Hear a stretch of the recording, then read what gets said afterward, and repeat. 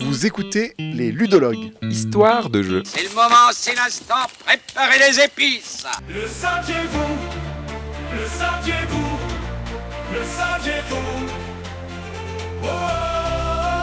Bonjour, bienvenue dans l'émission Les Ludologues. Nous sommes pas deux aujourd'hui, mais trois. Oui, moi je suis là, Aurélien. Bonjour Aurélien. Pour vous servir comme d'habitude pour cet épisode 10 qui sera le dernier de la saison 1. Et du coup, pour marquer le coup, on a décidé d'avoir un invité que certains connaissent déjà s'ils ont écouté le hors-série Sur les musées. Sur les musées et l'histoire des jeux. C'est Manuel Rozoy qu'on accueille avec nous. Bonjour, oui, je suis là pour la deuxième fois et très content d'être avec vous. Donc Manuel, peut-être tu peux te représenter ou présenter pour ceux qui écoutent cet épisode pour la première fois des ludologues. Je suis, on va dire, auteur de jeu, ça va aller plus vite en ce moment, mais ça fait... Casquette historien aussi. Historien, c'est un bien non parce que j'ai pas le statut universitaire en tout cas, mais je le fais presque en dilettante. Voilà, okay. Ça m'intéresse depuis longtemps et notamment les jeux du 19e, 20e siècle, 21e siècle. C'est vraiment ce qui m'intéresse au niveau historique. Puis je crois que tu donnes aussi des cours un petit peu sur l'histoire des jeux. Tout à fait. À Sorbonne Paris-Nord, je donne des cours aussi en game design dans des écoles de jeux vidéo. Voilà, c'est soit game design, soit histoire du jeu. Ouais, super. Écoute, aujourd'hui, du coup, l'idée, c'est que tu sois avec nous principalement pour la partie aussi ça va où, mais bien sûr, pour le ça vient d'où, tu pourras réagir librement. Donc, pour ceux qui nous rejoignent... Oui. Qu'est-ce que c'est les ludologues ? C'est une émission donc, sur les jeux de société qui part à chaque fois d'un jeu ultra connu pour savoir d'où il vient, comment il fonctionne et pourquoi ça marche, à la fois d'un point de vue surtout psychologique et sociologique. Et puis, on cherche aussi sa trace dans la pop culture et parmi les sorties ludiques des dernières années. Un petit peu, en général, on choisit quelques jeux modernes qui nous rappellent des sensations de jeux plus classiques, ancien. Voilà, du jeu classique plus ancien dont on parle. Donc aujourd'hui, on part du jeu des dames. Et on va jusqu'à Dune Imperium version Insurrection. On n'est pas sorti du sable. Ah oui, c'est précis, la version Insurrection. Tu veux pas... On verra tout à l'heure, mais... Il y a déjà débat. Mais du coup, Julien, est-ce que tu pourrais commencer par nous expliquer c'est quoi les dames ? Qu'est-ce que c'est que cette matière? Et là, je commence à lui sucer le derrière. Sauf que on n'arrivera pas à le démouler. Mais bouffez-le! Mais prenez-le et bouffez-le! Et bon appétit, bien sûr. Les dames est un fromage néerlandais traditionnellement vendu sous forme d'une boule de fromage jaune pâle, enveloppée dans une pellicule de paraffine jaune ou rouge. Il s'agit d'un fromage à pâte pressée, non cuite, à base de lait cru. Sa teneur en matière grasse est d'environ 40% et contient 25% de protéines. Non, Julien, je crois que tu t'es trompé de fiche, regarde là, c'est pas la bonne. Oui, t'as raison. Je me suis mélangé les pinceaux. J'ai pris les fiches de l'autre émission, là, les gastrologues. Ah oui, c'est vrai que tu fais ça aussi. Oui, non, mais là, c'est les ludologues. Ah oui, pardon. Attends, je recommence, je prends les fiches. Vous êtes Marjo, hein. N'importe quoi, hein. Que vous êtes bête alors, mais que vous êtes bête, Qu'est-ce que c'est que cette matière? Lancez les dés pour déplacer votre pion. Ah, c'est-à-dire, ça veut dire imposer la force vers l'ovalium. C'est pas simple, mais j'ai compris. Les dames, c'est quoi ce truc ? Ce coup-ci, c'est la bonne fiche. Hein. Alors attention, ça va être un peu dense, le c'est quoi ce truc aujourd'hui ? Oui, mais rappelez-vous, il y a toujours une sortie de l'esprit de Julien. Mais là, il faut quand même se préparer à être embarqué pour un petit moment dans son esprit. C'est ça, parce qu'on va parler de limonade, de GPS et d'Edgar Allan Poe. Voilà. 3, 2, 1...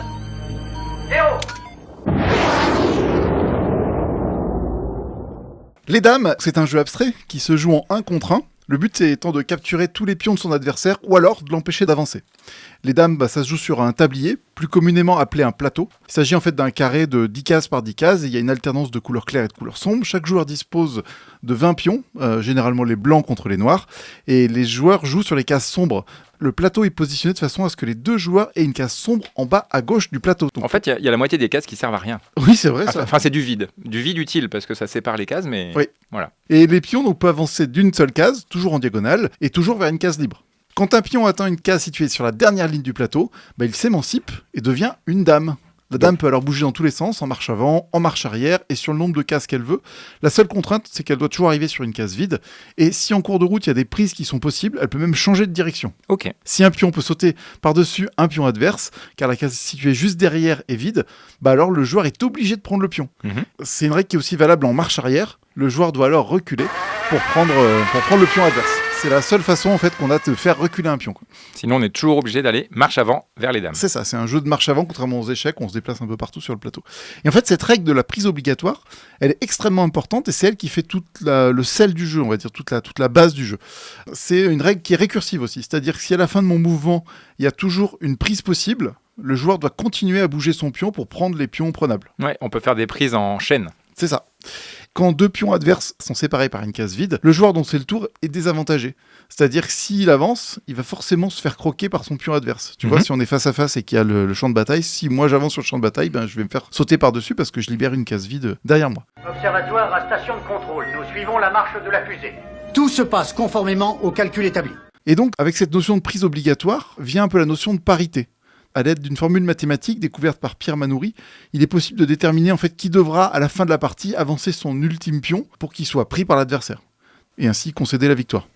Puisque le but, c'est de prendre tous les pions de l'autre ou de l'empêcher d'avancer. Mais qui était ce Pierre Manoury ? Eh ben oui, on parle de la règle de Manoury parce que ça vient de son inventeur, Pierre Manoury, qui était un maître limonadier, né en 1728. Il tenait un café à l'angle du quai du Louvre et de la place de l'école, dans le 1er arrondissement de Paris. Le café semble toujours exister, je suis allé voir sur Google Street. Il commence comme garçon de café, puis il devient propriétaire avec sa sœur. C'est rigolo parce qu'en 2024, des ludologues ont eu accès aux archives, ils ont pu retracer qui était ce Pierre Manoury. Quand il a cédé son café au propriétaire suivant, dans la session de bail, on trouve un grand nombre de jeux de dames. Donc on peut imaginer en fait qu'il a passé un nombre d'heures important à jouer et puis surtout à observer des parties de dames en tant que patron de café. Donc en 1970, il théorise tout ça et il vulgarise le jeu de dames dans un livre. En gros, sans rentrer dans le détail du calcul, si le résultat est impair, le joueur qui joue a l'avantage et si le résultat est pair, c'est le joueur adverse qui a l'avantage.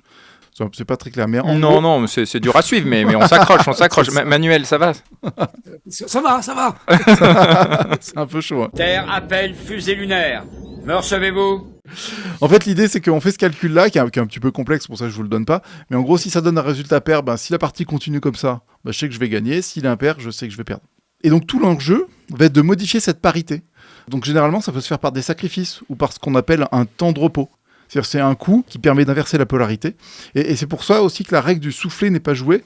Elle a été abandonnée. Parce qu'en fait, c'était une façon d'inverser la polarité de façon un petit peu illicite, en fait, de dire j'ai pas vu, mais en fait, du coup, ça m'arrange bien pour la suite des coups. Donc on peut plus souffler. Si on souffle, c'est plus joué maintenant. Non, t'es obligé. Ça compte comme joué. C'est un coup illicite. Oui, d'accord. Oui, t'as pas le droit de refuser la prise. T'es obligé de prendre et si tu le fais pas, c'est faute. Ouais, c'est ça. Carton jaune et après carton rouge. C'était une façon de changer la polarité de la partie. Donc je pense que c'est pour ça qu'elle a été enlevée. Et ainsi, cette gestion de la parité, elle permet aussi de réaliser des coups impressionnants et célèbres dans le monde des dames, comme le coup de Manoury, il y a le coup de l'escalier ou encore le coup de la résurrection. Chaque fois, c'est un peu le même système, il y a un joueur qui semble un peu en difficulté, qui a moins de pions, tu as l'impression qu'il joue n'importe comment, c'est-à-dire qu'il donne des pièces à l'adversaire. Par exemple, même dans le coup de l'escalier, le joueur laisse faire 2 dames à l'adversaire. Tu dis, mais c'est n'importe quoi. Et en fait, tout ça, ça a qu'un seul but, organiser le jeu de l'adversaire pour faire en sorte de lui prendre toutes ses pièces, ou alors quasiment toutes ses pièces, pour qu'il soit dans une situation après où il a forcément perdu, quoi qu'il fasse. En l'obligeant à prendre, en fait, tu le contrains à se déplacer là où ça t'arrange. Et sur Wikipédia, il y a plein de petites animations, chaque coup est détaillé. Il y a des animations qui te montrent en fait comment ces coups se font. Donc ça se passe souvent en 8-10 coups. Tu avances un pion, l'autre il est obligé de prendre. Du coup, après tu en avances un autre, il est encore obligé de prendre, et ainsi de suite. Et dans une situation qui avait l'air un peu désespérée, ce l'autre à la fin il prend son pion et il mange tous les pions de l'adversaire. Et c'est assez rigolo à voir. Mais en tout cas, moi les dames, je trouve que c'est un jeu qui est difficile paradoxalement. La règle est assez simple, basique, même par rapport aux échecs. On fera parfois la comparaison un petit peu, mais je trouve qu'il n'y a pas autant de possibilités de mouvement, de pièces différentes, et du coup, ça devient très vite calculatoire. C'est ça. Donc en gros, si on joue contre un mathématicien qui compte la parité, lui, on n'a aucune chance de gagner aux dames. Et avec la règle de Manoury, on peut anticiper environ jusqu'à 15 coups en calculant. Donc la question, c'est qu'est-ce qui se passe si 2 mathématiciens s'affrontent ?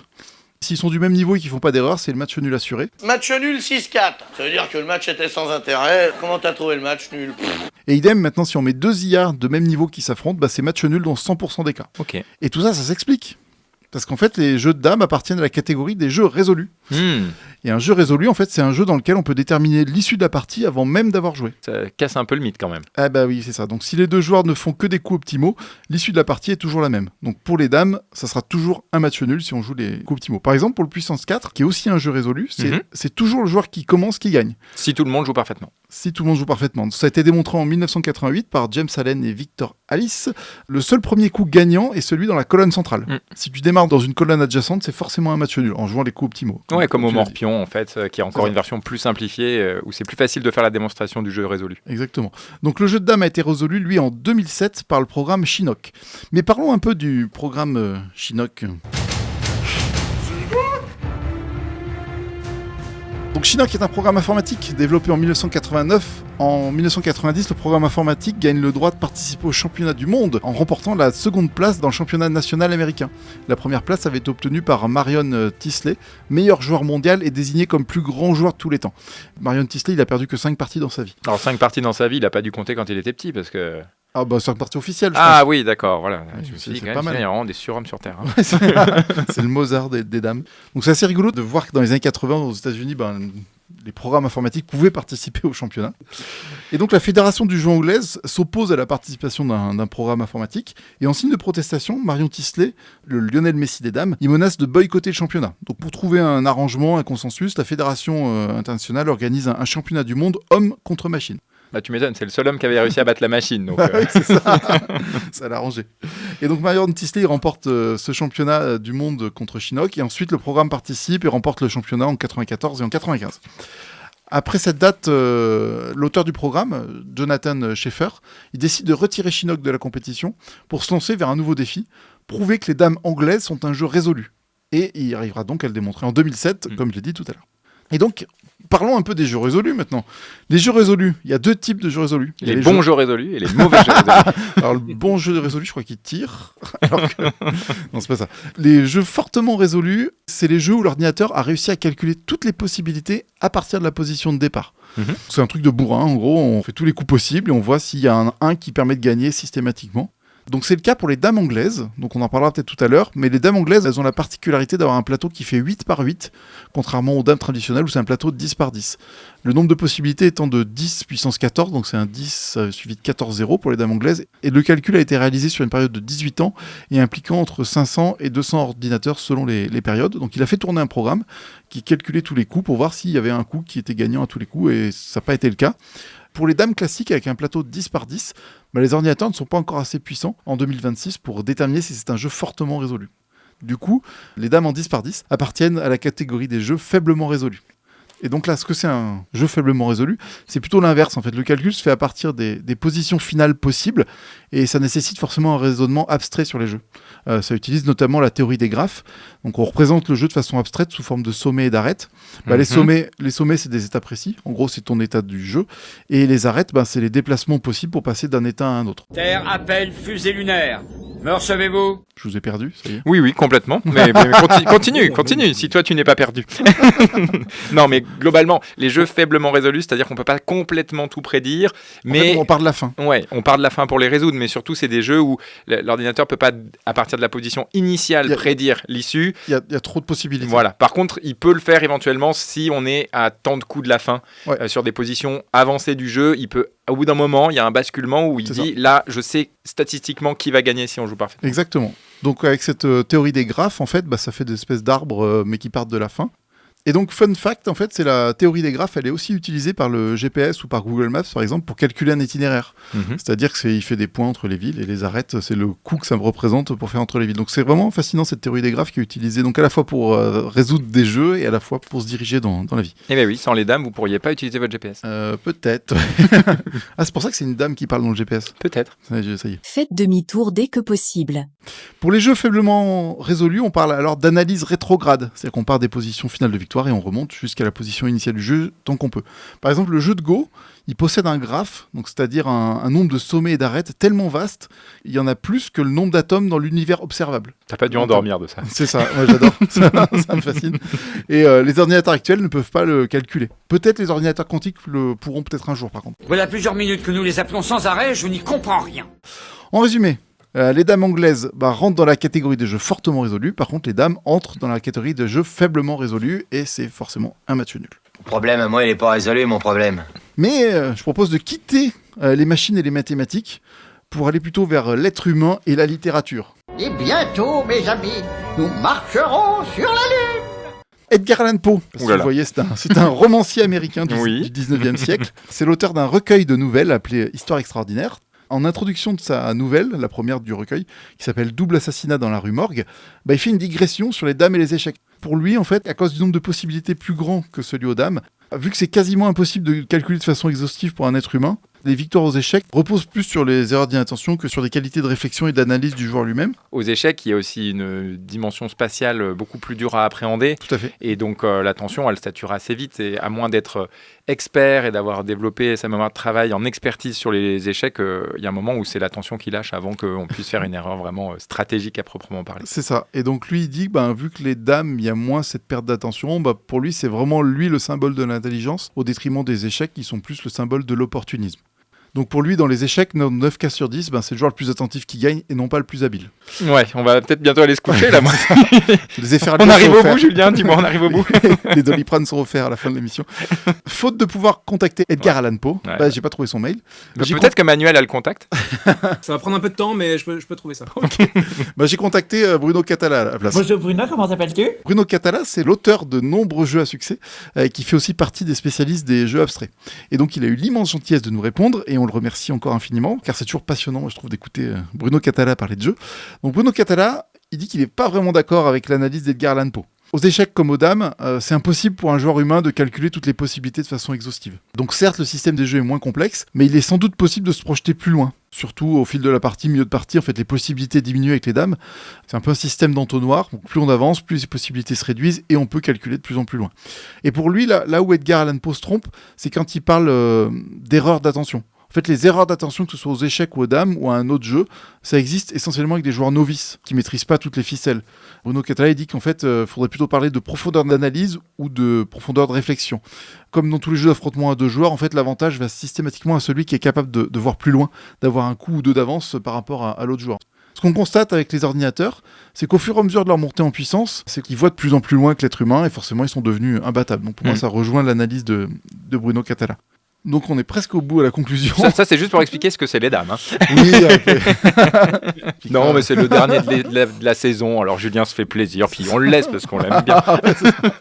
S'il y en a encore qui est. Puis pour s'endormir, c'est pas mal les ludologues. Je fais ça souvent. Faut que tu dises à papa et à maman que j'ai une grosse migraine et que je reste au lit toute la soirée, ok ? Voilà, donc sachant tout ça, moi je sais plus comment jouer aux dames, ni aux autres jeux abstraits. En fait, est-ce qu'il faut jouer sans trop calculer ou essayer d'aller le plus loin possible dans le calcul des possibilités ? Au risque de faire durer la partie, quoi. Et donc Bruno Catala a à nouveau un éclairage à nous apporter. Il dit pour lui, en fait, avant de vouloir analyser toutes les possibilités, déjà c'est plus pertinent de savoir identifier les coups les plus pertinents pour réduire le champ des possibles. Et surtout, en fait, il dit qu'il faut se faire confiance. C'est-à-dire qu'il y a des études qui ont été faites sur des populations très diverses de joueurs d'échecs, et face à différentes situations de jeu, on leur a demandé quelle est la première intuition qui leur venait, et après on a comparé cette intuition au meilleur coup possible, déterminé préalablement par des grands maîtres, et dans 90% des cas, la première intuition est en phase avec le meilleur coup possible. L'intuition, on y viendra dans un épisode, ouais. C'est assez passionnant, mais il y a tout un processus derrière qui commence à être un peu connu là, en neurosciences, mais il faut parfois y faire confiance. Hein. Personnellement, moi je crois pas du tout à l'intuition, sauf tu devrais. Alors sauf les études montrent en fait que jouer à l'intuition, tu as autant de chances de succès que de jouer au hasard, sauf quand 3 conditions sont réunies. 1, 2, 3, viva l'Algérie! C'est un environnement régulier, accumuler les expériences et recevoir un feedback clair après chaque décision. Et pour moi, là, les jeux de dames, tous les jeux abstraits, c'est exactement le cas. On coche ces 3 conditions. Et donc, pour Bruno Catala, il vaut mieux avoir un rythme agréable pour toute la table et jouer à l'intuition. C'est pas vraiment un problème, surtout si on a beaucoup de parties au compteur.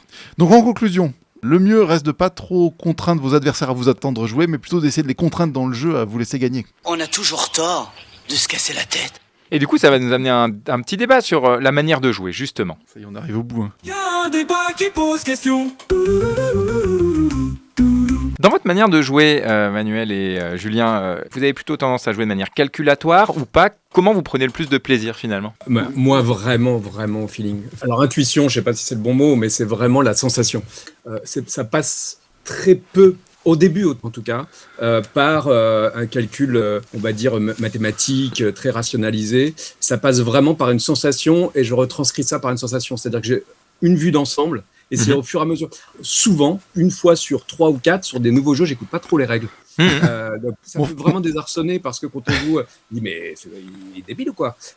Alors je trouve ça agréable parce que justement les gens qui jugent comme ça, justement ça montre aussi quelque chose de social intéressant. Et deuxièmement, ça permet de voir le jeu, d'appréhender le jeu juste dans ce qu'il est, au-delà de tout son corpus de règles, de voir comment l'expérience utilisateur, presque l'UX, nous amène à comprendre le jeu. Et ça, j'adore. Du coup, c'est devenu presque une déformation presque professionnelle de partir là-dessus en disant tiens, si cette pièce-là elle est rouge et si ce truc-là il est rouge, c'est que ça doit marcher comme ça, et de comprendre au fur et à mesure, et rapidement, à force de pratiquer, j'arrive à jouer. Je ne gagne pas nécessairement tout le temps.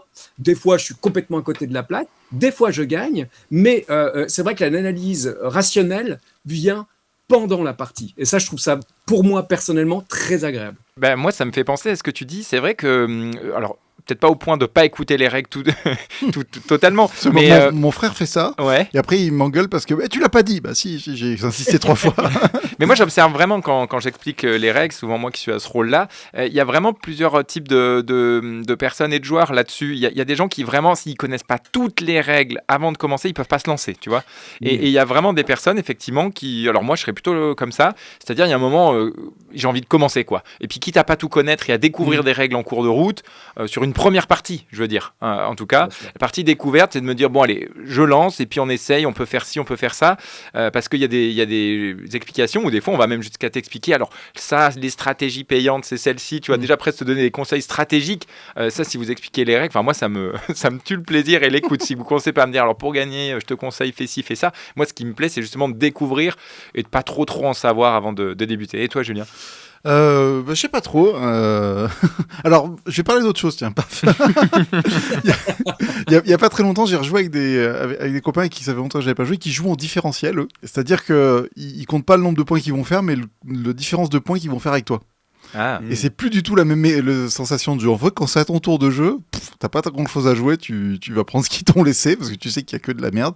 Et ça va être à toi de réfléchir à qu'est-ce qui les embête le plus. Et en fait, le problème de ça, c'est pas le problème entre guillemets, c'est que si tu joues pas comme ça, tu perds à tous les coups.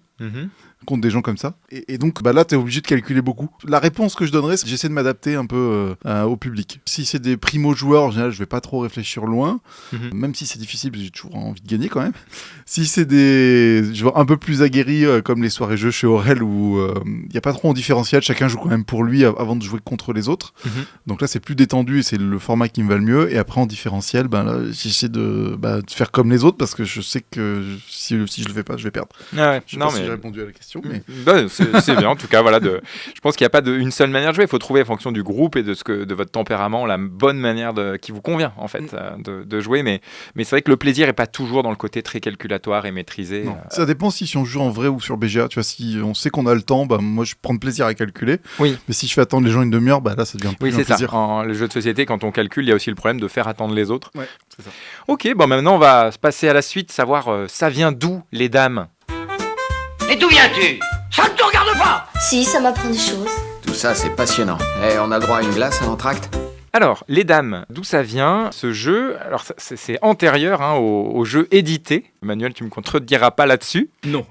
C'est assez ancien. Et nous, ce qu'on a retrouvé un petit peu dans nos recherches, c'est qu'il y a un ancêtre identifié historiquement qui est l'Alquerque.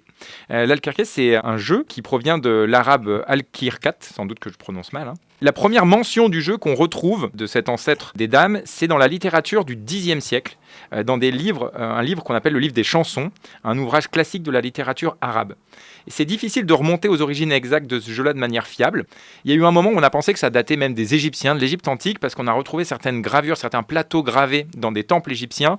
Mais en fait, les analyses récentes archéologiques auraient plutôt tendance à montrer que ces gravures ont été postérieures et que finalement, c'est notamment pendant une période d'occupation chrétienne qu'elles ont été dessinées dans les temples plutôt qu'à l'époque des Égyptiens. Les règles de cet ancêtre des dames, l'Alquerque, les plus anciennes connues, elles sont données au XIIIe siècle dans un autre ouvrage qui s'appelle le Livre des jeux, échecs, dés et tables. Lui, c'est écrit par Alphonse X de Castille, qui présente 3 sortes d'Alquerque à l'époque. Il y a l'Alquerque des tres, donc ça c'est la mérelle à 3 qu'on a traduit. Donc ça typiquement c'est le tic-tac-toe, le morpion, ce que tout le monde connaît, là où on met des croix et des ronds et il faut faire des lignes. Il y a l'Alquerque des nueve, donc la mérelle à 9. Ça, c'est un jeu d'alignement qui est un jeu assez universel qui s'appelle, nous, on l'appelle le jeu du moulin, que vous pouvez retrouver assez facilement là, sur Internet. C'est un classique qu'on retrouve dans beaucoup de cultures, à beaucoup d'endroits du globe. Et puis, il y a l'Alquerque des doze, le mérelle de 12, où là, c'est un jeu d'élimination directe, où on élimine les pions des autres, qui est, lui, considéré comme le véritable ancêtre du jeu de dames. Donc, l'Alquerque des 12, c'est un jeu où chaque joueur a 12 pions. C'est pour ça qu'il s'appelle de 12, c'est par rapport au nombre de pions, qui sont placés sur un plateau appelé tableau, on peut l'appeler tablier aussi, qui est fait d'un carré de 5 par 5 points, qui sont tous reliés par des traits verticaux, horizontaux et obliques. Donc, en fait, le succès de ce jeu, il est aussi fait parce qu'on pouvait le tracer dans le sol. C'est-à-dire, on pouvait tracer le plateau assez facilement dans le sol et dans les graviers. Et donc, dans ce vieux jeu, à chaque tour, les joueurs déplacent leur pion le long d'un trait, soit vers un emplacement vide, soit par-dessus un pion adverse pour l'éliminer. Donc on a déjà quand même un prototype assez proche des dames, où on élimine les pions adverses en sautant par-dessus. Les enchaînements sont possibles, on peut aussi faire des prises en cascade, comme aux dames. La prise, alors elle est déjà obligatoire dans certaines règles, sinon on souffle l'adversaire, et on gagne en éliminant tous les pions ou en bloquant l'adversaire. C'est-à-dire que si l'adversaire ne peut plus jouer aucun coup, on peut aussi gagner, ce qui n'est plus possible dans les damiers. Le jeu de dames, lui, il serait issu en fait du transfert au XIVe siècle en Europe de l'Alcarquet de 12 sur un échiquier de 64 cases. C'est-à-dire qu'en parallèle, il y avait déjà une industrie à ce moment-là de fabrication en Europe d'échiquiers. Et donc, c'est la transposition d'un jeu ancestral sur ce matériel plus moderne, entre guillemets, qui a été l'ancêtre des dames, d'abord en Espagne, puis rapidement dans toute l'Europe. C'est donc cette version à 64 cases qui perdurera et qui donnera la version dite anglaise dont Julien parlait tout à l'heure. Dans la version anglaise, la dame garde uniquement, donc la dame au sens le double pion qu'on obtient en allant au bout du plateau, garde uniquement la possibilité de mouvement dans toutes les directions comme à l'Alcarquet, ce qui était déjà le cas, et on est libre de prendre ou non. En gros, les dames anglaises, finalement, c'est quand même les premières dames inventées par les Espagnols, c'est les mêmes. Ah ouais, c'est les mêmes, sauf que les tiens ils sont vieux. Alors tu prends les neufs, tu laisses les vieux, remarque t'as raison, hein, pas vu pas pris, à ta place on aurait fait autant. Donc voilà, déjà effectivement par rapport à ce que tu disais Manuel, on voit déjà un début d'adaptation où finalement un jeu ancestral, il y avait une fabrication d'échiquiers peut-être artisanaux à cette époque-là, j'imagine. Tout à fait, dès le Moyen-Âge en fait, on est vraiment dans le travail du bois au début. Alors on le voit, il suffit dans n'importe quel musée où les plateaux de jeu sont sur des tables même, donc il y a la marqueterie, on est vraiment sur l'objet artisanal.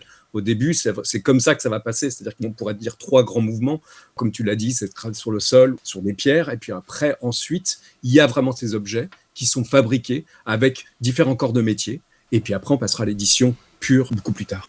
Et je pense que ça va aussi de pair avec le développement du commerce et des échanges et des mouvements de population. C'est-à-dire qu'on passe aussi d'un monde beaucoup plus sédentarisé à partir de la Renaissance et de cette époque-là, à beaucoup plus de mouvements, ce qui fait que le jeu devient aussi des fois utile d'être transportable. Tout à fait, tout en sachant que c'est des objets destinés à des populations plutôt aisées et que c'est pas le commun des mortels, on va dire, entre guillemets, qui va y avoir accès. Donc on a dans des listes d'inventaires royaux, etc., qu'on a trouvés, des tables, des jeux de dames, etc., d'échecs, ça on les retrouve. Mais c'est vrai que le déplacement, et c'est pour ça que les cartes vont avoir un succès de fou à l'époque, et les jeux de dés aussi, c'est-à-dire que ça peut se transporter, donc c'est plus des jeux du peuple, entre guillemets, alors que les jeux de plateau sont plus destinés à l'aristocratie, la royauté, etc. Et du coup, la version actuelle dont parlait Julien, c'est une version à 100 cases, la version internationale actuelle. Alors, comment elle arrive, cette version à 100 cases ? Il semble qu'elle est apparue au XVIIe siècle, hein, donc quand même beaucoup plus tard,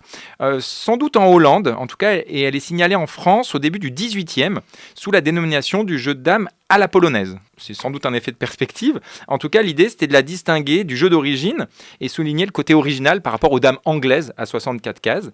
Et donc, cette version à 100 cases, elle introduit la possibilité de capturer en arrière, qui n'était pas possible avant, et la dame devient plus forte, car là, c'est à partir de la version à 100 cases qu'elle peut faire toute la distance souhaitée en ligne droite. Sinon, elle avait juste une liberté de mouvement avant-arrière, mais pas forcément la capacité à aller en ligne droite aussi loin qu'elle le voulait. De plus, il y a une obligation de prise qui est renforcée avec l'obligation de faire la prise, oui, mais la prise maximale. C'est-à-dire que si on peut faire une prise en cascade, on doit la faire versus une prise simple. Donc aujourd'hui, la version 64 cases qui utilise cette règle avec prise renforcée et dame qui va en ligne droite, on appelle ça les dames françaises. Donc chacun essaye d'avoir sa version des dames. Frites. C'est ça. Et puis celle à 100 cases, c'est les dames internationales. Finalement, il y a quand même eu un consensus. Okay. Et tu en as parlé tout à l'heure, c'est à peu près à cette époque-là aussi que Manoury va pas mal vulgariser aussi un petit peu cette pratique et écrire autour de cette richesse combinatoire. Et ça va contribuer, en fait, les écrits de Manoury aussi à stabiliser les premières règles écrites du jeu de dames. En fait, à l'époque, comment les règles circulaient, c'était indiqué dans des petits livrets qui étaient l'Académie des Jeux. En France, c'était appelé comme ça, mais qui circulaient un petit peu partout et où les règles étaient tout simplement indiquées. Donc oui, ça a popularisé ce style-là. Et donc pourquoi finalement la prise obligatoire a été introduite ? Tu en as un petit peu parlé dans Qu'est-ce que c'est, Julien ? C'est qu'il y a un équilibre stratégique renforcé. C'est-à-dire que sans prise obligatoire, le joueur qui ignorait une prise pouvait bloquer la partie. Oui. Ça pouvait amener à des blocages. Donc la prise obligatoire, ça force beaucoup plus le joueur à réagir, à calculer et ça augmente la profondeur tactique. Et puis ça dynamise pas mal le jeu. C'est-à-dire que sans obligation, il y avait des positions qui devenaient vraiment stagnantes, le jeu pouvait durer indéfiniment. Donc obliger la capture, ça a aussi créé des enchaînements, des rafles spectaculaires qui peut rendre le jeu plus vivant et plus combinatoire.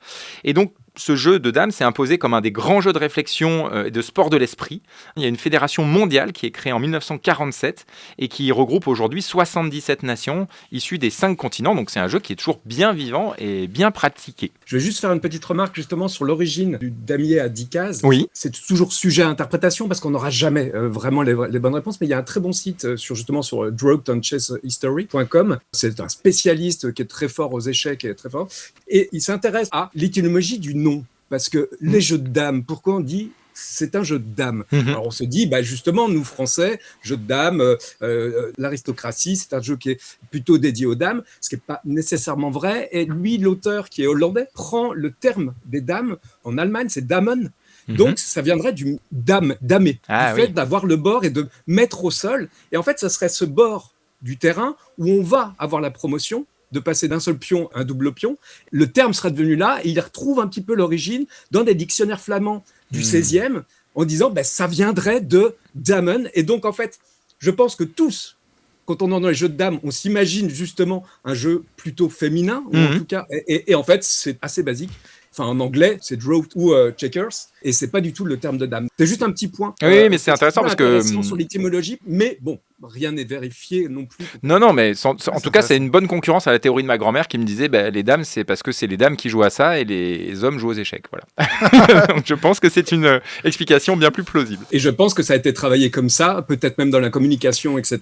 Et justement, sur ce site, dans ce livre, il dit qu'il y a quand même beaucoup plus de femmes qu'on voit jouer autour d'un plateau de dames plutôt que sur les jeux d'échecs. Et au fur et à mesure du 18e, 19e, etc., ça s'est vraiment accentué sur ce point-là. C'est-à-dire que les échecs étaient devenus presque un jeu presque patriarcal, on dirait, alors que les dames étaient plus, on va dire, plus accessibles et tout. Et je pense qu'il y a des études intéressantes, en tout cas, à faire sur... c'est intéressant, en tout cas, parce que voir comment ça a évolué, rien que le nom, qui peut-être au départ a une racine complètement différente, comme il sonne comme étant un jeu de dames, il a pu influencer aussi la sociologie des joueurs qui y jouent. Et le lien, on le mettra en description de l'épisode si vous voulez aller regarder toutes ces ressources là qui ont été trouvées. Oui, tout à fait. Du coup, maintenant qu'on est arrivé à baliser l'histoire des dames, on va voir comment ensuite ça a influencé, comment ça s'est inscrit dans l'histoire moderne des jeux. Ça va où? Ça va où?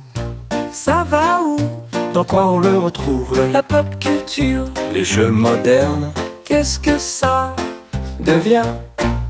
Alors, Manuel Rozoy, là, c'est vraiment le moment où on a besoin de toi, parce qu'on arrive à la fameuse époque 19e siècle où les premiers éditeurs de jeux modernes voient tous plus ou moins le jour en même temps. Donc on pourrait citer Parker & Brothers à cette époque-là. McLaughlin en 1856, ça c'est pour les Américains, mais ça je l'avais déjà dit la dernière fois dans un très bon épisode que vous avez diffusé. Merci. Mais effectivement, il faut relier la production de jeux de société en boîte tel qu'on l'imagine maintenant par rapport à la chromolithographie. La chromolithographie est un procédé technique qui permet d'imprimer en plusieurs couleurs. Donc en fait, ce procédé technique arrive en 1837. Donc en fait, ça va déclencher énormément de choses. Il y a un très très bon article que je conseille vivement dans un livre qui est tout aussi intéressant et qui a été édité par le Musée suisse du jeu et qui s'appelle « Jeux de l'humanité, 5000 ans d'histoire culturelle des jeux de société », qui est formidable. Donc plusieurs contributions, dont une qui est vraiment de Marion Faber, qui explique très bien en fait l'écosystème de production, notamment en Allemagne, qui reflète vraiment toute la production des jeux, dont les dames, à cette époque, au 19e. Tous les jeux sont fabriqués en bois. Donc il y a une énorme industrie du bois. Donc ça demande des artisans, vraiment un travail d'artisanat. Il y a des tourneurs, des fois les pièces sont en os ou en ivoire, mais il y a toujours une logique d'artisanat en tout cas. La première chose, les dames sont toujours associées à un double plateau. Mais ça, c'est depuis très longtemps. On l'a toujours, généralement backgammon, enfin trick-track, backgammon et les dames de l'autre côté. Mais c'est vrai qu'au début, il y avait juste un plateau. Et tout d'un coup, on commence à voir l'apparition des boîtes. C'est-à-dire que c'est un plateau, mais on peut fermer la boîte. Pourquoi ça sert? Pour le backgammon, on met les pions dedans, etc. C'est toujours en bois. Mais ce que je veux dire, il y a cette évolution. Quand la chromolithographie arrive en 1837, effectivement, ça va changer pas mal la donne. Parce que tout d'un coup, on peut imprimer sur du papier, on peut imprimer sur du carton. Juste pour bien montrer, en 1851, il y avait 159 artisans de fabricants de jouets et jeux en bois. Et en 1895, il n'y en a plus que 60. et on commence à imprimer sur du papier. Et qu'est-ce qu'on imprime? Évidemment, des jeux qu'on connaît. Des jeux qu'on connaît, donc, mais comment on va les faire? On a des feuilles de jeux imprimées et on imprime recto verso. Au début, les éditeurs de jeux, ils profitent d'une nouvelle technologie pour produire en masse, plus rapidement, pour moins cher, mais les jeux en question, on refait exactement la même chose qu'avant. Et tous ces éditeurs peuvent produire des jeux de dames. Et du coup, est-ce qu'on pourrait dire que les contraintes de fabrication d'un jeu, elles participent dans un sens à sa diffusion et à son succès? Parce que le jeu de dames est plus facile à produire, il devient plus populaire en termes de classe sociale. Alors, il est plus accessible, ça c'est clair. Il est plus accessible. Quand on regarde les catalogues, par exemple de Parker, fin du 19e, 1892, il y a exactement ce que vous venez de dire. Le jeu de dames, avec le backgammon de l'autre côté, mais en fait c'est un fond de catalogue, étonnamment. C'est-à-dire que c'est pas cher du tout, 25 cents, c'est les moins chers des jeux, c'est dans une liste, donc c'est 10 ans après que Parker Brothers se soit créé. On essaye de mettre en avant des nouveaux jeux. Donc c'est-à-dire que ça existe encore, et ça dépend des pays. Parce que chez Speer & Schon en Allemagne, en 1904, premier catalogue qu'on ait retrouvé, parce que c'est ça aussi la difficulté, c'est de retrouver les archives, elles ne sont pas toutes accessibles. La page de couverture, c'est un homme et une femme, plutôt de la bourgeoisie, bien avec un petit bougeoir à côté. Ils sont en train de jouer aux dames sur le premier catalogue. Donc c'est un appel en disant on sait faire ce type de jeu, mais c'est vrai qu'il va y avoir une diversification des produits, on va dire. Étonnamment, c'est une période assez riche au niveau ce qui se produit, mais pas au niveau mécanique comme on l'entend nous maintenant. Oui. Et en fait, ça va amener énormément de variantes, mais aussi énormément de nouveaux jeux. D'accord. C'est en cela que c'est intéressant de voir comment les dames ont influé les jeux de la fin du 19e, début 20e dans la mécanique. Ce fait du saut au-dessus d'un pion, de promotion, d'être toujours sur les mêmes cases en diagonale, tout ça va être repris sur pas mal de jeux qui ont été très célèbres à l'époque. Est-ce que c'est aussi une parade au fait d'avoir des exclusivités? C'est-à-dire que créer des nouveaux jeux, c'est aussi une manière d'avoir des produits que seul l'éditeur vend, alors que j'imagine que pour les dames, il n'y a pas d'exclusivité, ou est-ce que certains éditeurs ont essayé de créer des variantes sous licence ou avec licence, soit des règles, soit de type de pion? Est-ce qu'il y a déjà une lutte entre éditeurs à l'époque pour dire j'ai l'exclusivité de la version des dames ou de créer une dame version exclusive pour eux? Complètement. Début 20e, vraiment. Il y a en Allemagne les nouvelles dames, bon, vous le ferez bien. On le fera au montage. Voilà, vous ferez bien le montage. Beau accent, no good, pas good. Les nouvelles dames. Die neuen Damen. Vous savez jouer aux dames, mais regardez, et donc en fait il y a une petite variante et on va créer un produit. Mais ce qui est intéressant, c'est que ça va vraiment créer des jeux qui vont avoir vraiment un grand succès. C'est-à-dire que tout d'un coup on cherche et il y a un petit peu ce modèle dans lequel on est maintenant. Oui. C'est-à-dire que c'est les prémices de tout ça. Il y a le Salta, qui est un jeu qui est créé en 1899 par Butgenbach. Konrad Heinrich Butgenbach. Je crois que c'est à peu près ça. C'est un jeu qui reprend vraiment le plateau des dames. Mais les pions sont de 3 types. Il y a toujours une avancée sur le terrain, sauf qu'on enlève une chose, c'est qu'il n'y a pas de prise. Mais en fait, il faut reproduire exactement le même schéma de nos pions chez l'adversaire. Donc on le transforme doucement en espèce de jeu de progression, pas de course, mais pas loin, en profitant du centre du plateau pour pouvoir accéder le plus rapidement. Donc il y a quand même vraiment l'esprit des dames. Ce jeu-là, il a profité en 1900 d'une campagne marketing pour l'époque ahurissante. C'est-à-dire qu'il a la médaille d'or à Paris à l'Expo universelle. On pourrait appeler ça une campagne market, mais franchement, quand on voit les publicités de l'époque, on se dit, bah tiens, il y a ça, et il y a évidemment l'Alma. L'Alma, qui est un jeu américain, qui a initié les dames chinoises. C'est toujours la même progression, sauf qu'on peut jouer de 2 à 4. Et on a enlevé le fait de la prise, ce qui laisse entendre que c'est pour aussi un public plus familial. D'accord. C'est-à-dire que tout d'un coup, c'est moins, on va dire, c'est moins violent, entre guillemets. Il y a moins d'affrontements. Ce qui est intéressant, c'est de voir à quel point les dames ont été accessibles au début et ont amené une nouvelle manière de penser par rapport à des mécaniques de base qui se sont transformées à peu près à cette époque-là. Et du coup, c'est aussi un moment un peu de renversement dans le processus créatif du jeu parce que finalement, ils ont été l'aboutissement d'une sélection naturelle. C'est-à-dire qu'il n'y a pas eu de droit. Donc, c'est des règles qui ont évolué, qui ont été transmises beaucoup oralement, même s'il y a eu des écrits. Et finalement, la version qui nous est arrivée, c'est une version qui est multi-auteur, en fait. Chaque joueur qui a joué a pu proposer des règles, des variantes, etc. Et ce qui reste, c'est un peu comme une distillation de ça. ça et qui en fait des jeux finalement qui sont quand même malgré tout assez indémodables, qui ont peut-être pas été oubliés à l'inverse des variantes de l'époque que tu décris, qui eux sont plus rapidement tombés dans l'oubli. Et du coup, moi, ça m'a pas mal fait réfléchir sur le meilleur processus créatif. C'est très différent, en fait, cette démarche de création qui est un peu de laisser vivre un jeu et dire finalement, il y a une appropriation culturelle et il devient ce qu'il devient par la société. La procédure, entre guillemets, plus moderne à partir de l'édition, où là, c'est un auteur ou des auteurs identifiés qui vont inventer des règles et qui vont les donner d'emblée comme figées pour des questions de droit d'auteur, justement, ou de droit d'éditeur. Et du coup, moi, je me demandais est-ce que la logique d'édition, dans ce sens-là, on pourrait pas dire qu'elle bride un peu l'appropriation culturelle d'un jeu en s'accaparant les droits. Voilà, je ne sais pas si tu vois ce que je veux dire. Après, je défends tout à fait, au-delà de ça, les droits d'auteur et le travail d'auteur. Hein, mais c'est une réflexion comme ça que je me suis posée. Attention. Non, j'entends complètement. En fait, moi, ce que je trouve passionnant derrière tout ça, c'est-à-dire que le jeu de dames, tous les jeux classiques ont eu du temps pour s'exprimer. Ils ont eu du temps, ils sont restés, etc. Là, il y a effectivement, presque, comme tu l'as dit, c'est vraiment ça, il y a une espèce de sélection naturelle. Le Salta, par exemple, c'est un jeu dont 10 ans après sa promotion, alors qu'à l'époque, on lit des articles dans les clubs d'échecs en disant « c'est la pierre philosophale des jeux, on a trouvé un remplaçant aux échecs ». 10 ans après, on ne l'entend plus. Parce qu'il n'a pas passé le cap de la mode. Il n'a pas passé le cap de la surprise, de la découverte. Et effectivement, ils ont analysé sans IA et sans ordinateur à l'époque que justement, ça n'allait pas plus loin que ça. Mais tout d'un coup, il y a la notion d'auteur qui apparaît avec la notion d'édition. Et c'est grâce à tout ce processus du 19e, 20e où effectivement, on se dit une boîte, un jeu, un auteur. Alors, même si le nom d'auteur n'est pas sur la boîte, il y a un auteur. Et on a prononcé le mot alors qu'avant, on n'en prononce pas. Ce qu'il faut dire pour tous les jeux, le Salta, l'Alma, etc., on a les noms des auteurs. D'accord. Ça a été des patentes déposées, etc., etc. Ça bride ces variantes, mais ça n'empêche pas que pendant des années, tout le monde a joué avec une règle du Monopoly avec sa variante. Oui, tout à fait.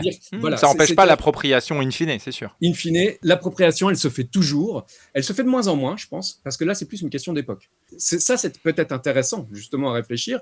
Étant né dans les années 70, en ayant joué en pas mal de jeux, il n'y a pas une partie où un oncle arrivait en disant « Non, ce jeu-là, on ne joue pas comme ça, on joue comme ça. » Ok, bon d'accord, on va jouer comme ça. Donc chacun a amené ses règles, ce qui n'est plus vraiment le cas maintenant.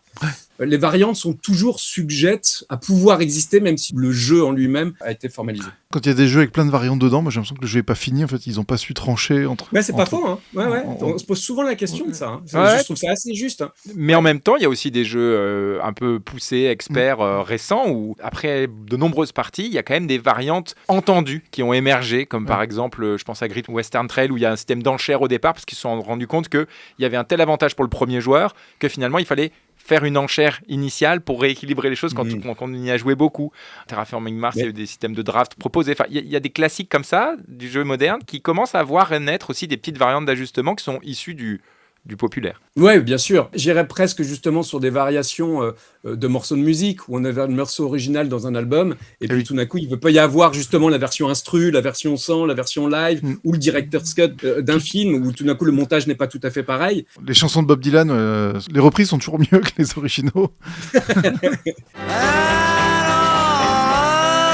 Et c'est vrai que c'est intéressant ces variantes, mais je te rejoins, c'est vraiment la question quand tu fais un jeu, à chaque fois on se dit on pourrait faire ça puis laisser, puis on dit non, on va pas le faire parce qu'en fait il y a cette impression de pas fini. C'est assez intéressant quand même. C'est que l'approche par rapport à un jeu maintenant, on doit avoir un produit fini qui peut-être coupe, et pour répondre à ta question initiale, peut-être coupe la créativité de celui qui va jouer, ce qui n'était pas le cas avant. Oui, c'est ça. Et après, c'est aussi, en tant qu'auteur, à voir comment on s'appuie sur la communauté de joueurs pour mettre à jour ou pas les règles. Moi, j'aime bien, par exemple, l'auteur de Scythe, il a un peu cette posture à dire, il y a des joueurs qui disaient « Ouais, cette règle, elle est trop forte » ou « Cette combinaison de plateau est trop forte », etc. Il a dit « Moi, si vous arrivez à me démontrer qu'elle est réellement trop forte sur X parties, etc., je changerai les règles. » Et cette démarche, elle est assez intéressante. De dire « Moi, mon jeu, j'ai créé les règles, mais en fait... si les joueurs me montrent par l'accumulation de parties qu'il y a un truc qui est vraiment à changer, allons-y, quoi. Oui, bien sûr. Et après, il y a la question aussi de l'équilibrage, et puis il y a la question de la mauvaise foi. Tout à fait. qui intervient beaucoup sur une partie où on a l'impression que l'adversaire a évidemment pris le plateau ou les cartes qui, justement, sont complètement beaucoup trop fortes par rapport à notre jeu à nous. Ouais. Et toi, en tant qu'auteur, il n'y a pas un crève-cœur, des fois, à figer une règle Tout le temps. Ok. Tout le temps. Oui et non, parce qu'en fait, il y a la satisfaction que le travail est fini. Mais je pense que vraiment, s'il y avait une analogie à faire, ce serait vraiment celle du montage dont j'ai parlé. pense que quand quelqu'un a fini le montage de son film et qui se dit mais cette scène-là, elle est sublime, elle a été tournée magnifiquement, la lumière est incroyable, mais je peux pas la mettre parce que narrativement, ça rallonge, ça rajoute 3 minutes et ça va pas. Je pense que c'est évidemment un crève-cœur, je pense que c'est exactement la même sensation en fait. Et là, c'est le rapport à l'éditeur. Et je pense que le rapport d'auteur à éditeur, le 19e siècle nous apprend ça et qui est un siècle fabuleux pour le jeu de société. Vraiment, il faut vraiment regarder, on croit vraiment qu'on est... en fait, ça a amené tout ce qui existe maintenant. Et le rapport de l'auteur à l'éditeur, c'est vraiment ce travail en aller-retour. Donc, je pense que les jeux que je ferais sans éditeur seraient peut-être moi tout seul en tant qu'auteur, serait peut-être moins bon. Voilà, je pense que le rapport à un éditeur, il connaît sa cible, il connaît aussi sa culture, aussi de comment graphiquement, voilà. Et je pense que c'est ce rapport qui est important. Très bien, merci pour tout ce partage déjà. On va continuer et arriver au bout de ce voyage historique avec un jeu moderne ou quelques jeux modernes qu'on va sélectionner qui, eux, nous semblent avoir hérité de certaines sensations, même si c'est des liens indirects, des dames.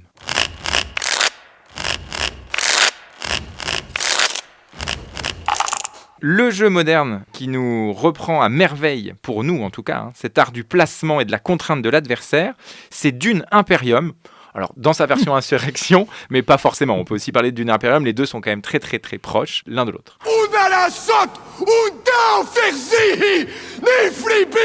Voilà, donc pour s'immerger un petit peu dans l'univers de Dune, on nous met un peu de Fremen en arrière-plan. Très bien. Donc, tout ça pour dire que ce jeu, il est basé sur un univers assez fort, puisqu'il est basé sur les romans du même nom, Dune de Frank Herbert.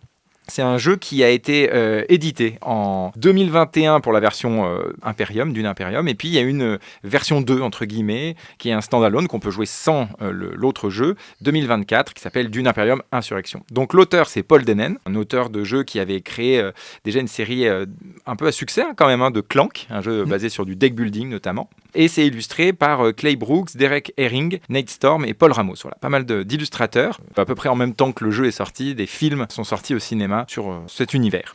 C'est un jeu qui se joue de 2 à 4 joueurs. Il y a une version 6 joueurs dans l'Insurrection, mais qui est du 3 contre 3.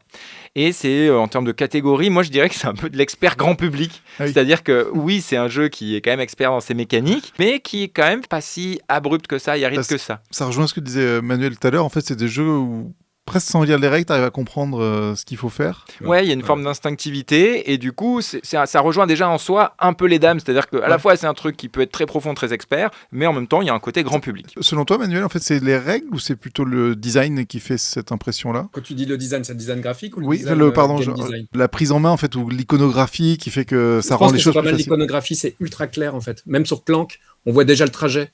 Moi, je trouve pas graphiquement ça nécessairement très joli, mais je trouve ça très efficace. Et son design à lui aussi amène ça. C'est-à-dire que c'est tellement propre que ça en est étonnant. Donc, qu'est-ce que c'est Dune Imperium Insurrection ? Donc, c'est la version 2.0 du jeu Dune Imperium qui a été récompensé de l'As d'Or en 2022. On va pas lancer le débat sur quelle version vous préférez. Moi, je trouve que les deux recoupent des sensations qu'on a aux dames et je vous expliquerai un petit peu pourquoi. Mais en tout cas, je vais pas prendre parti pour dire si c'est Dune ou Dune Insurrection qui est le mieux. C'est une question de lune, une question de Dune, tu vois. Dans ce jeu, je prends pas parti, qui est un jeu... T'as quand même revendu le premier pour acheter le deuxième. C'est vrai. Mais je connais des amis qui ont gardé le premier. Et je suis toujours ami avec eux. Donc, l'idée de base, c'est que c'est quand même un jeu d'affrontement. Alors certes, ça se joue à plus que 2, mais on est vraiment dans une thématique quand même d'affrontement, comme un petit peu les jeux métaphores guerrières que sont les dames, les échecs. L'idée, c'est que chaque joueur possède un jeu de cartes, identique au départ, mais qu'on va faire évoluer en achetant des nouvelles cartes. Ce qui va permettre, au travers de ces cartes, d'effectuer des actions disponibles sur le plateau de jeu. Donc il y a un plateau partagé par tout le monde, et nos cartes personnelles nous permettent d'agir sur le plateau, d'aller se placer sur le plateau pour faire certaines actions. Donc l'idée, ça va être de se développer, d'acheter des nouvelles cartes, de développer son influence sur le plateau, et il y a 2 grandes voies dans ce jeu. Il y a une voie, entre guillemets, diplomatique, c'est-à-dire qu'on peut aller se placer sur certaines cases qui nous permettent de nouer des alliances avec les factions de la planète Arrakis. Au bon lait de brebis. La planète dans laquelle se déroule Dune, le roman. Et puis l'autre axe, il est militaire, c'est-à-dire que ça consiste à investir des troupes. Donc l'affrontement, là, il est représenté au centre du plateau. Il y a un endroit où on s'affronte. Et ces affrontements, ils sont quand même le cœur du jeu, il rapporte gros. Et en ça recoupe aussi avec ces jeux un petit peu de plateau, de dames, où on va se placer un petit peu tout autour. Le milieu est quand même souvent la position stratégique. Donc là, dans la position du plateau, on retrouve ce truc où on se place un petit peu tout autour, on prépare ses coups, et puis il y a un moment où on va aller s'affronter au milieu. Et on ne peut pas y couper, il faudra de toute façon en passer par les affrontements. On ne peut pas faire l'impasse ni sur l'une ni sur l'autre des deux voies. Dans Dune, on retrouve ce principe donc, de placement stratégique, un petit peu comme aux dames, qui va conditionner le moment où on veut se lancer dans un affrontement. Il y a vraiment une notion de timing, un peu comme aux dames, où suite à une phase de placement, on va occuper les bords, etc., on va déclencher ensuite des combats en chaîne ou des prises en chaîne. Donc on s'occupe, on place des pions, on investit dans le combat au fur et à mesure, jusqu'au moment où on déclenche le coup ou pas. Il y a toujours ce timing aussi, je vais d'abord investir un peu dans le combat pour faire croire à l'autre que là il peut venir me prendre, mais finalement non. Donc il y a cette tension qui est vraiment constante et qui moi me fait penser à cette tension qu'on peut retrouver dans des jeux comme ça d'affrontement direct. Je ne sais pas ce que toi t'en penses Julien ou Manuel. Au début c'est vrai que quand j'ai vu le sujet je me dis quel rapport, et effectivement, en fait c'est bien trouvé sur... Effectivement il y a quelque chose de cette tension qui est propre à Dune, hein. On est dans un lieu clos, où on ne peut pas sortir, donc même si c'est une planète... Et puis effectivement, dans le jeu, c'est assez bien retranscrit, c'est au centre, c'est dans le désert, c'est là où il y a les pistes, c'est là où on doit aussi aller se battre, et ce qui est le propre particulièrement des dames, et même toutes ces variantes, c'est-à-dire que c'est le centre qui est l'endroit et aux échecs, etc. Donc oui, je pense qu'au niveau sensation, oui, c'est bien vu. Et toi, Julien ? Oui, pareil, effectivement, si on va pas se battre au milieu, c'est perdu. Et il faut toujours trouver le bon moment pour y aller. J'y vais maintenant pour un bonus pas terrible, mais je suis sûr de l'avoir. Ou est-ce que j'attends un peu pour que l'autre y aille T'as raison là-dessus, sur les combats qui ont des récompenses plus ou moins fortes. Moi, j'ai joué aussi avec des joueurs assez aguerris, dans le cadre de festivals, etc. Et il y a cette notion de forcer l'adversaire, surtout dans la version Insurrection, où il y a les vers des sables. Je trouve que ça rajoute ce côté contrainte. C'est-à-dire que le ver des sables, c'est une unité qu'on peut débloquer à un certain moment dans le jeu et qui va doubler la récompense qu'on obtient suite au combat. Ouais. Et donc, ce ver des sables, certains disent il est trop fort, etc. Moi, ce que je trouve surtout, c'est qu'il amène une tension tactique où des fois, c'est pas forcément pour gagner le combat qu'on va mettre le ver des sables. Et moi, c'est comme ça que j'ai perdu d'ailleurs la partie avec ces joueurs aguerris. C'est qu'en fait, ils ont utilisé le ver des sables pour me forcer à prendre un combat qu'ils ne savaient ne pas pouvoir gagner pour gagner celui d'après. C'est-à-dire qu'en fait, si je n'y allais pas, je leur laissais un avantage trop évident. Eux savaient qu'ils ne pouvaient pas gagner, mais en me forçant à prendre ce combat, finalement, ils se sont assurés la victoire au coup d'après, qu'ils avaient anticipé. C'est-à-dire qu'ils avaient même prévu 2 ou 3 combats à l'avance, puisque les combats, au départ, ils sont assez incertains, mais plus on avance vers la fin, il y a cette sensation d'entonnoir que tu décrivais, on connaît plus ou moins les derniers combats, les récompenses qu'il va y avoir. On sait qu'à chaque fois, c'est des points de victoire, etc. Ouais. Ça se décrit comme le coup du chamalé, je crois, ça, il me semble. Ah oui. Donc voilà, il y a vraiment ce côté où on va aller contraindre l'autre à aller prendre des prises, un peu comme aux dames où des fois on fait une ouverture pour forcer l'autre à prendre, sinon on va souffler ou c'est un coup illicite. Et dans Dune, moi j'ai retrouvé des fois ce truc de me dire je suis forcé de faire ça, mais il m'a amené exactement où je voulais et j'ai dû aller prendre ce combat que finalement je me suis rendu compte après coup que j'avais pas l'intérêt de prendre. Des fois quand on joue comme bon joueur aux dames, on se dit mais attends il me laisse prendre le truc, je dis c'est trop simple, pourquoi ça, puis j'y vais, puis après tu dis non en fait c'était trop beau pour être vrai. C'est ça. Donc c'est vrai que le lien au départ est pas évident, mais moi je trouve vraiment avoir retrouvé des sensations un petit peu similaires dans les deux, et je pense que c'est ce qui fait que ce jeu quand même a aussi toute une tension. C'est qu'il a cette sensation d'affrontement et de tension directe et de placement et de contrainte de l'autre, où c'est ça que les gens vont dire, il y a de l'interaction. Il y a vraiment cette sensation qui est propre aux dames aussi, entre la prudence en gros de est-ce que j'y vais, est-ce que j'y vais pas, et puis le moment où il faut un peu plus d'audace et puis y aller. Et en fait ces deux mouvements-là sont vraiment propres aux dames et à Dune. C'est-à-dire qu'il y a quand même aussi cette réussite du thématique, et je trouve que Paul Denen est assez brillant, mais assez brillant aussi sur l'adaptation de la thématique, que ce soit Clank ou là. On retrouve vraiment cette sensation-là, parce que Dune, ce n'est que ça. Est-ce qu'on y va ? Est-ce qu'on va livrer le combat ? Est-ce qu'on va contre les Harkonnen ? Voilà. Allez, viens ! Regarde tout ce qu'on peut faire. Voilà, donc on arrive au bout pour cette partie-là. Manuel Rozoy, un grand merci d'avoir rejoint cette partie d'émission pour éclairer de ton expérience et de tes connaissances. C'est toujours super, très agréable et toujours érudit. Et bravo à vous, surtout. Merci beaucoup. Merci. Donc, on te retrouvera peut-être dans la saison 2.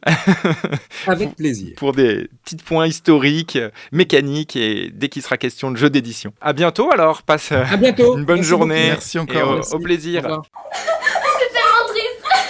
Il était là et puis voilà, il est parti. Bon, et ben maintenant on va pouvoir continuer l'émission en tête-à-tête, Julien. Oui. Et je crois que c'est toi qui vas poursuivre avec l'instant sociologique, l'instant S. L'instant S. L'oseille, le quinoa, eh ben ils partent pas avec les mêmes chances à la vie, les deux Jésus. De même que chaque minable sur cette planète est responsable de son sort. Je suis ancien combattant, militant socialiste et bistrot. C'est de dire si dans ma vie j'ai entendu des conneries. Et des comme ça, jamais. Prenez un chewing-gum, Émile. Qu'est-ce que c'est, Julien, l'instant S? C'est plutôt rubrique sociologique, on va dire. Et c'est pour ça que je vais commencer par vous parler de peinture. Ok. Donc on est toujours quand même en lien avec les dames. Tout à fait. Donc depuis le XVIIIe siècle, en fait, le jeu de dames est très fréquemment représenté en peinture. C'est un motif récurrent, comme les échecs d'ailleurs, et dans plein de pays. La France, l'Italie, la Russie, les États-Unis. On retrouve dans des tableaux de Gustave Courbet, d'Henri Matisse, de Norman Rockwell. Et dans l'immense majorité des cas, les joueurs de dames sont soit dans un cadre familial, soit dans un cadre populaire, un bistrot, un café. Et donc souvent, les dames servent à évoquer la vie domestique ou l'enfance, tandis que les échecs, on les retrouve généralement représentés dans des cadres plus riches ou dans des lieux de pouvoir. Il y a vraiment une dichotomie très forte entre les deux. Pour faire une petite digression, passant par chez Roger Calois. Une fois n'est pas coutume. C'est ça. En fait, ma vie n'est qu'une digression dans une digression. Dans une digression. Vous avez vu Inception ? Et ben voilà. Chez Roger Calois, en fait, dans son livre Les jeux et les hommes, il classe les dames et les échecs dans la catégorie agone, qui sont donc le symbole du travail, du mérite et de l'entraînement. Et il y a une égalité de départ où tout le monde démarre avec la même chose, contrairement à la vie réelle. Et cependant, les dames apparaissent encore plus démocratiques que les échecs parce que tous les pions sont totalement égaux. Et ça se mérite de devenir une dame. Alors que les échecs, il y a déjà des dames sur le plateau. En fait, entre les dames et les échecs, on retrouve un peu la même dualité qu'il y avait entre la belote et le bridge, mais pas tout à fait. C'est un peu pareil, mais pas pareil. Et donc autant le bridge, il semble assez inaccessible au milieu populaire, autant les échecs apparaissent comme un capital culturel important à acquérir et accessible aux classes populaires. Et donc ça, c'est souvent fait au détriment des dames qui apparaissent plutôt comme un simple loisir. Donc ça s'explique d'une part par la difficulté des classes populaires de légitimer et de mettre en visibilité leurs loisirs au détriment des classes dominantes qui arrivent plus facilement à imposer leurs loisirs comme les loisirs de référence. Donc ça rejoint les travaux de Pierre Bourdieu dans La Distinction notamment. Il y a une BD là-dessus, donc j'avais déjà évoqué, moi je trouve vraiment très très intéressante, qui vulgarise un petit peu ces travaux. Et les jeux abstraits aussi, ils sont vus, selon les classes sociales, soit comme une fin en soi, soit comme un outil de perfectionnement moral et intellectuel. Ça peut expliquer en fait qu'on retrouve ces jeux abstraits dans toutes les classes sociales. Pour brouiller un peu plus le tableau, il existe des pratiques populaires des échecs, il existe aussi des pratiques élitistes des dames. Donc les choses sont plus mélangées que la dualité belote-bridge, où là pour le coup il y a une vraie séparation entre les deux. Et les différences qu'on a entre les deux, elles tiennent aussi à des dimensions géographiques et à des histoires locales. Manouk Borzakian, docteur en géographie, a publié une étude intitulée « Une géographie de la France ludique, les dimensions spatiales des pratiques culturelles ». Et il analyse en fait la répartition des licenciés des différentes fédérations sur le territoire français. Donc les fédérations d'échecs, de dames, de go, de bridge, de tarot et de Scrabble. Et en fait, il en tire un peu pas des conclusions, mais en tout cas des tendances. Et il voit que les licenciés, par exemple, aux échecs sont surreprésentés en Corse, en Alsace-Lorraine, en région parisienne et sur la Côte d'Azur. Tandis que les licenciés de bridge sont plutôt présents sur la façade atlantique ou sur la Côte d'Azur, ou alors dans des villes thermales. Donc ils sont près de l'eau, en fait, les joueurs de bridge. C'est ça qu'on les reconnaît. Dans des zones où il y a pas mal d'anglais aussi. Les Anglais arrivent par la mer, peut-être, c'est pour ça. Ça s'explique aussi par des histoires différentes. Pour l'Alsace-Lorraine, le protestantisme et la proximité de l'Allemagne ont sans doute favorisé les essors des échecs. Et pour la Corse, ça s'explique par la volonté d'un élu, Léo Battesti, qui est militant nationaliste corse. Et il arrive à faire des échecs le deuxième jeu, sport, en tout cas en nombre de licenciés, juste après le football. Juste par sa volonté de promouvoir les échecs. Et il y a aussi un effet de conformisme, surtout chez les enfants, où ça exerce une forte pression à la conformité. C'est-à-dire que plus il y a de joueurs qui jouent, et plus ça peut donner aux autres envie de jouer. Donc s'il y a des centres d'échecs, c'est plus facile de jouer aux échecs que s'il n'y en a pas. Et les dames constituent un petit peu un cas à part dans tout ça. Parce qu'en effet, dès qu'un enfant se révèle talentueux aux dames, ses parents s'empressent de l'inscrire dans un club d'échecs. Les dames souffrent un peu de leur simplicité apparente des règles, où les échecs sont plus nobles. Quoi, c'est marrant, ça m'était complètement raison en fait. Effectivement. C'est pas moi, hein, c'est Manouk Borzakian qui note ça dans son étude. Et il y a aussi cette phrase en anglais qui est un peu condescendante lorsqu'on veut rabaisser quelqu'un. On lui dit you are playing checkers, I'm playing chess. Toi tu joues aux dames et moi je joue aux échecs. On n'est pas du même monde. Après, les licenciés de dames, c'est rigolo parce qu'ils sont plutôt concentrés, on va dire, dans le nord de la France, dans les quartiers populaires ou dans les communes déshéritées situées en banlieue. Il y a un autre axe dans l'étude qui est aussi la disparité entre ville et campagne. Par exemple, le Go, il est très très fortement représenté dans les villes et très très peu à la campagne. À l'inverse, le tarot et le Scrabble sont surtout des jeux présents dans la ruralité, dans les petites villes. Et les dames, elles sont à la fois très représentées dans les grandes villes, tout en étant présentes de façon significative dans la ruralité. Elles sont un peu dans les deux extrémités et un petit peu au milieu, on va dire. Elles sont un peu au four et au moulin. Exactement, oui. Et en résumé, il n'y a pas que les classes sociales qui influent sur les pratiques, il y a aussi la géographie et l'histoire des lieux qui sont des facteurs importants. Ouais. Voilà, donc un grand merci à Vincent Berry pour ses éclairages et aux travaux de Manouk Borzakian. S'il y a des erreurs qui ont été dites, c'est uniquement les miennes. Merci effectivement à eux deux pour leurs travaux qui nous ont inspirés. Et alors, maintenant qu'on connaît un petit peu l'impact on va rentrer dans la tête et la nature sociologique des dames, on va passer à l'instant P, l'instant psychologique. C'est quoi tout ce truc-là ? Vous, ici, le divan, la psychanalyse, quoi. J'ai toujours trouvé ça complètement con. Je trouve ça débile. Alors, aujourd'hui, dans l'instant P, on va décortiquer un petit peu cette sensation équivalente aux dames et à Dune, cette tension, ce bras de fer psychologique, qui certes dans Dune est un petit peu dilué si on joue à 3 ou 4, ce qui rend quand même la tension un peu moins éprouvante que le 1 contre 1 des dames, mais ces deux jeux sont basés sur des métaphores guerrières, d'où la référence du jour de l'instant P, qui est Karl von Clausewitz. Ok. Je ne sais pas si je le prononce exactement comme il faut, mais ce monsieur était officier prussien de 1700. Il est né en 1770, décédé en 1831, et c'est l'auteur d'un ouvrage qui s'appelle De la guerre. Et il a été donc un des premiers théoriciens modernes des notions, on va dire, psychologiques qui se jouent dans des affrontements, dans des guerres. Et en fait, ces théories, on peut les appliquer de manière assez intéressante aux jeux d'affrontement, qui sont de toute façon des métaphores plus ou moins poussées, plus ou moins réalistes de guerre. Donc quand on joue aux dames ou encore à Dune, premièrement, il va y avoir une notion d'occupation de territoire, d'affrontement entre des camps aux ressources limitées. Et au niveau psychologique, c'est pour ça que ces théories à Clausewitz, elles sont très intéressantes pour comprendre ce qui se passe dans ces jeux au niveau psychologique pour les joueurs. Donc premièrement, lui, ce qu'il apporte comme théorie, Clausewitz, c'est que le duel, ou par extension l'affrontement dans le cadre d'une guerre à plusieurs parties, est vu comme une collision des volontés, il appelle ça. Donc c'est aussi retrouvé dans Dune, plus précisément dans le mode 6 joueurs de Dune Imperium Insurrection, où là il y a vraiment 2 équipes qui s'affrontent. Et en fait, lui, il réduit la guerre à un acte de violence qui serait destiné à contraindre l'adversaire à exécuter notre volonté. Il ne va pas s'agir seulement de bien jouer, il va s'agir aussi de briser la volonté adverse de gagner. Et pas uniquement gagner dans le réel du jeu, mais aussi gagner d'un point de vue psychologique contre les autres joueurs. Comment ? Eh bien, en forçant l'adversaire à jouer des coups qu'il ne voulait pas jouer au départ, on va le contraindre à notre volonté, on va l'amener dans des structures qu'il déteste ou qu'il apprécie peu, et on va aussi, pour gagner, le pousser hors de ses schémas préférés, que ce soit aux dames ou finalement à Dune. Ça n'est pas moi qui vous ai forcé à faire la guerre, général. Qui sème le vent, récolte la tempête. Et à l'inverse, quand on est comme à Dune, plus de 2 joueurs, cette tension se dissout quelque peu. Car quand un joueur prend l'ascendant, les autres en fait vont se liguer contre lui en général, ce qui atténue cet effet de confrontation directe. On va à tour de rôle être en confrontation avec l'un ou l'autre des joueurs, mais on va aussi faire groupe contre un autre. On remarque d'ailleurs que dans l'histoire de l'humanité, les conflits, ils sont très rarement à plus de 2 camps.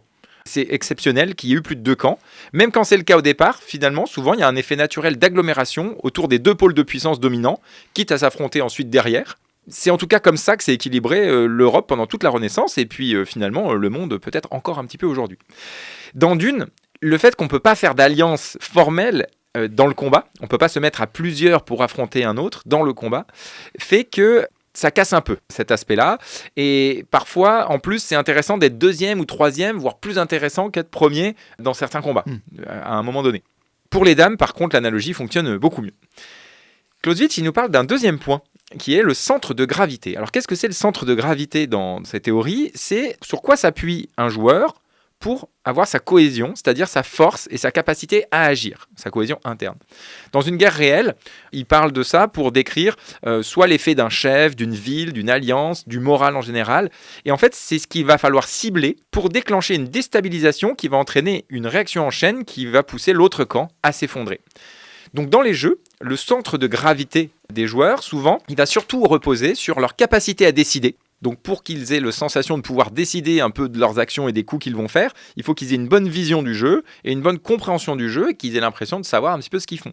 Ça va dépendre aussi de la confiance qu'ils vont avoir en eux, Ça, c'est intrinsèque aussi à chaque joueur au départ, mais la confiance dans le fait qu'ils peuvent gagner va aussi varier au fur et à mesure de la partie. Et il y a aussi une dimension de stabilité mentale, émotionnelle, qui va jouer, c'est-à-dire qu'à un moment, on peut aussi être déstabilisé émotionnellement par certaines actions et du coup perdre un peu ce centre de gravité. Et la compréhension structurelle, là, c'est-à-dire la capacité à s'appuyer sur des configurations connues, la sensation d'être en terrain connu, de répéter des schèmes qu'on a déjà appris. Donc en fait, si dans un jeu comme Dune ou aux dames, on va utiliser notre tactique non pas forcément pour faire le meilleur coup, mais pour troubler l'adversaire dans sa compréhension, si une erreur qu'il commet sape sa confiance, tout ça, ça peut l'amener à une série de réactions en chaîne de mauvaises décisions. Par exemple, à Dune, si vous empêchez un joueur d'aller sur une stratégie qu'il apprécie particulièrement, qu'il a l'habitude de faire, par exemple, vous pouvez le faire dès le draft, dès la sélection des personnages au début, vous savez qu'il adore jouer avec tel personnage, vous pouvez déjà commencer à entamer sa cohésion en prenant le personnage qu'il aime bien. Non pas parce que vous pensez que c'est un meilleur choix stratégique, mais parce que vous savez que prendre ce personnage va déjà le déstabiliser. Ça peut lui faire perdre sa compréhension structurelle du jeu. Il va moins être capable d'appréhender le jeu et les choses qui vont se passer parce qu'il a l'habitude des schémas qui se produisent avec ce personnage particulier. Et donc, ça va saper sa capacité à prendre des bonnes décisions. Lui prendre une carte souhaitée dans la rivière de cartes, ça peut aussi l'agacer, déstabiliser émotionnellement. Il y a aussi toutes les petites paroles qu'on peut rajouter, qui vont parfois agacer, faire rire, mais qui du coup vont lui faire perdre sa capacité de réflexion rationnelle. Le but serait à ce moment-là de lui faire perdre pied. Vous êtes sûr que tout se passe comme vous voulez ? Ça va comme on l'a prévu. Au-delà de ça, Clausewitz, il nous amène encore des choses intéressantes. Il nous parle aussi du tempo et de l'initiative comme arme. Alors dans les jeux de société, on parle souvent de l'avantage du premier joueur pour faire lien avec cette sensation d'initiative. Alors, tu l'as très bien dit tout à l'heure, Julien, aux dames, il y a cette notion de polarité. C'est-à-dire, il y a un moment, il y en a un qui a l'initiative, et puis le but, c'est de renverser cette initiative. Et dans les guerres, dans la psychologie des affrontements, il y a aussi complètement cette dynamique. On dit souvent quel camp a l'initiative, c'est-à-dire celui qui a un peu le coup d'avance, et parfois, gagner une guerre, c'est aussi renverser cette polarité. Donc Clausewitz, lui, il insiste bien sur l'importance de l'initiative, et aux dames et aux jeux en général, le premier joueur commence souvent avec un coup d'avance. Donc on peut dire qu'il a l'initiative, et c'est primordial parce que ça va permettre d'imposer le rythme, ça facilite le fait de forcer des décisions, et puis ça nous ouvre des options tactiques, alors que les autres finalement doivent suivre ou réagir. Donc c'est particulièrement vrai aux dames, comme on l'a dit, où on peut forcer l'autre à prendre. Dans Dune, comme dans beaucoup d'autres jeux, on voit d'ailleurs que le premier joueur tourne. Ça serait impensable que ça soit toujours le même qui joue premier parce que ça serait trop déséquilibré et il a à chaque fois l'initiative. Donc dans ce jeu comme dans d'autres, la question du premier joueur est assez centrale et maintenant beaucoup de jeux modernes font tourner ce premier joueur de manière à équilibrer les choses. Ouais, oui, et les autres joueurs ont des avantages que le premier n'a pas. C'est ça. Et dans Dune, il y a vraiment toute cette question de planifier à quel moment je vais être premier joueur et du coup à quel moment je vais avoir l'initiative pour bien optimiser les coûts et également prendre compte qu'à certains moments où je vais perdre cette initiative et qu'il faudra s'adapter. Donc occuper en premier des positions, que ce soit aux dames ou à Dune, engager en premier des troupes dans un conflit, c'est obliger les autres à s'adapter, à réagir. Mais attention quand même, car jouer dernier peut aussi être une forme d'initiative. Parfois, le fait de garder le dernier coup pour nous, de pouvoir jouer après les autres, surtout en fin de partie, c'est quelque chose qui est aussi une forme d'initiative. Donc on ne peut pas résumer l'initiative au fait d'être premier. À Dune, il y a certaines actions du jeu qui permettent de temporiser ou d'avoir une action de plus que les autres de manière à être sûr de jouer dernier. Et ça, c'est aussi une forme d'initiative. Voilà, donc on avance, ça va jusque-là, Julien ? Impeccable. Également, un autre point qui est hyper intéressant pour comprendre ce qui se passe dans ces jeux d'affrontement, c'est la notion de friction. Alors, Clausewitz, c'est aussi un des premiers qui amène l'idée de friction. Qu'est-ce que c'est la friction ? C'est finalement l'impossibilité dans un jeu de jouer parfaitement. En fait, quand on joue à Dune, aux dames, il y a vraiment un plaisir intrinsèque parce qu'on fait des plans. On planifie certaines actions et on a une satisfaction à voir son plan se dérouler comme on l'imaginait, comme on l'entendait, comme on a l'habitude qu'il se déroule. J'adore quand un plan se déroule sans accroc. Il y a un fort sentiment de maîtrise. Alors il y a certes de l'aléatoire parce qu'il y a ce que va faire l'autre joueur, mais ce hasard est quand même assez limité parce que les options de l'autre joueur, on les connaît. Aux dames, à Dune un petit peu aussi quand même, parce qu'en fonction des ressources que l'autre joueur a, en fonction des cartes qu'on a pu le voir prendre, on peut assez vite déduire l'option probable de chaque joueur. La seule chose, c'est qu'on ne sait pas exactement quelle carte il va avoir pioché et quelle carte on va pouvoir acheter. Mais du coup, cette prédiction-là de l'avenir, ça donne un bon sentiment de maîtrise. Mais, Clausewitz développe aussi le concept de friction, qui va un peu par rapport à notre débat de tout à l'heure sur cette idée que de toute façon, pour un être humain, dans la nature et dans le monde réel, c'est impossible une exécution parfaite d'un plan. Oui, c'est la guerre. Une succession de petits ennuis. Donc c'est une notion un peu abstraite, cette notion de friction, mais pourtant elle est quasi implacable. C'est-à-dire que même dans un jeu où toute l'information est connue et qui ne comporte pas de hasard, c'est impossible de jouer parfaitement. Les dames, ou même à Dune, dans une certaine mesure. Il y a tout un tas de facteurs, notamment le PFH. PFH, c'est un sandwich chez le KFC ou... Non, c'est le putain de facteur humain. Ah bah oui. Développé par certains théoriciens. Oui. Donc, c'est quoi ça ? C'est finalement la fatigue, les erreurs cognitives, l'aléa que l'adversaire va pas toujours jouer forcément le meilleur coup, fait que finalement, il y a toujours une incertitude dans ce qui va se dérouler, même si à la base, on avait tout prévu. Clausewitz, lui, il a plutôt développé sa théorie autour de la météo. C'est-à-dire qu'il prend beaucoup l'analogie de campagne guerrière qui était parfaitement huilée, tous les plans étaient bien établis, et puis finalement, il restait quand même toujours un aléa. Principalement, notamment, il a beaucoup parlé de l'effet de la météo. Donc ce concept de friction, on l'associe beaucoup à ce qu'on appelle plus communément le brouillard de la guerre, c'est-à-dire l'incertitude sur les intentions de l'autre, sur le jeu. Et en fait, elle est particulièrement développée à Dune, cette incertitude sur ce qui va se passer. Ça donne en termes ludiques du piment, du suspense, de la tension aux parties, et également un plaisir dans la rejouabilité. Parce qu'un jeu qui serait uniquement calculatoire et où toutes les parties pourraient se ressembler, un jeu entre guillemets résolu à niveau de cerveau. Le morpion, c'est pas fun. Le morpion, c'est résolu au niveau du cerveau humain. Ouais. C'est-à-dire qu'il n'y a pas besoin de machine presque pour le résoudre. Donc c'est très peu satisfaisant. Alors qu'un jeu qui comporte cette notion d'aléa va être beaucoup plus intéressant à rejouer. Pour terminer, ce que nous dit aussi Clausewitz, pour comprendre ce qui se passe et ce qui est intéressant dans ces jeux et ce qui crée cette sensation de tension, c'est qu'il le dit dans l'introduction, c'est que l'affrontement, c'est avant tout un affrontement des volontés pour lui. Et il décrit l'idée que souvent, avant la vraie victoire, la victoire réelle, matérielle, il y a d'abord une victoire morale. C'est fini, ça y est, c'est fini. Qu'est-ce qui est fini ? Gorbatchev jette l'éponge, la guerre froide est finie, l'Empire soviétique est mort, il vient de donner sa démission, l'URSS est morte, c'est fini. Et donc, aux dames, ça traduit l'idée que quand un joueur pense avoir perdu, il va enchaîner les décisions de moindre qualité et précipiter sa défaite. À Dune, ça se retrouve aussi, plus les adversaires doutent de la possibilité de leur victoire, plus leur motivation à jouer les meilleurs coups diminue. Ça peut se retrouver chez certains joueurs. Donc en fait, un adversaire qui doute va avoir tendance à devenir plus passif, plus prudent, voire trop prudent, hésitant. Et aux dames, ça a été assez bien décrit. Souvent, les joueurs qui sont dans cette posture-là vont refuser des ruptures nécessaires, jouer entre guillemets safe, c'est-à-dire des coups plus sûrs, mais finalement perdants. Vont plus avoir la prise de risque nécessaire. Pas d'audace. Alors dans les jeux comme Dune, cette idée que la victoire morale précède la victoire réelle, malgré tout, elle a un gros bémol. C'est-à-dire que ça serait pas très intéressant si finalement, 3, 4, 5 tours avant la fin, vous pouviez avoir dégoûté tous les autres et avoir presque eu la partie victoire morale, et qu'en fait, il ne reste plus qu'à concrétiser ça dans le jeu, dans le réel. Oui.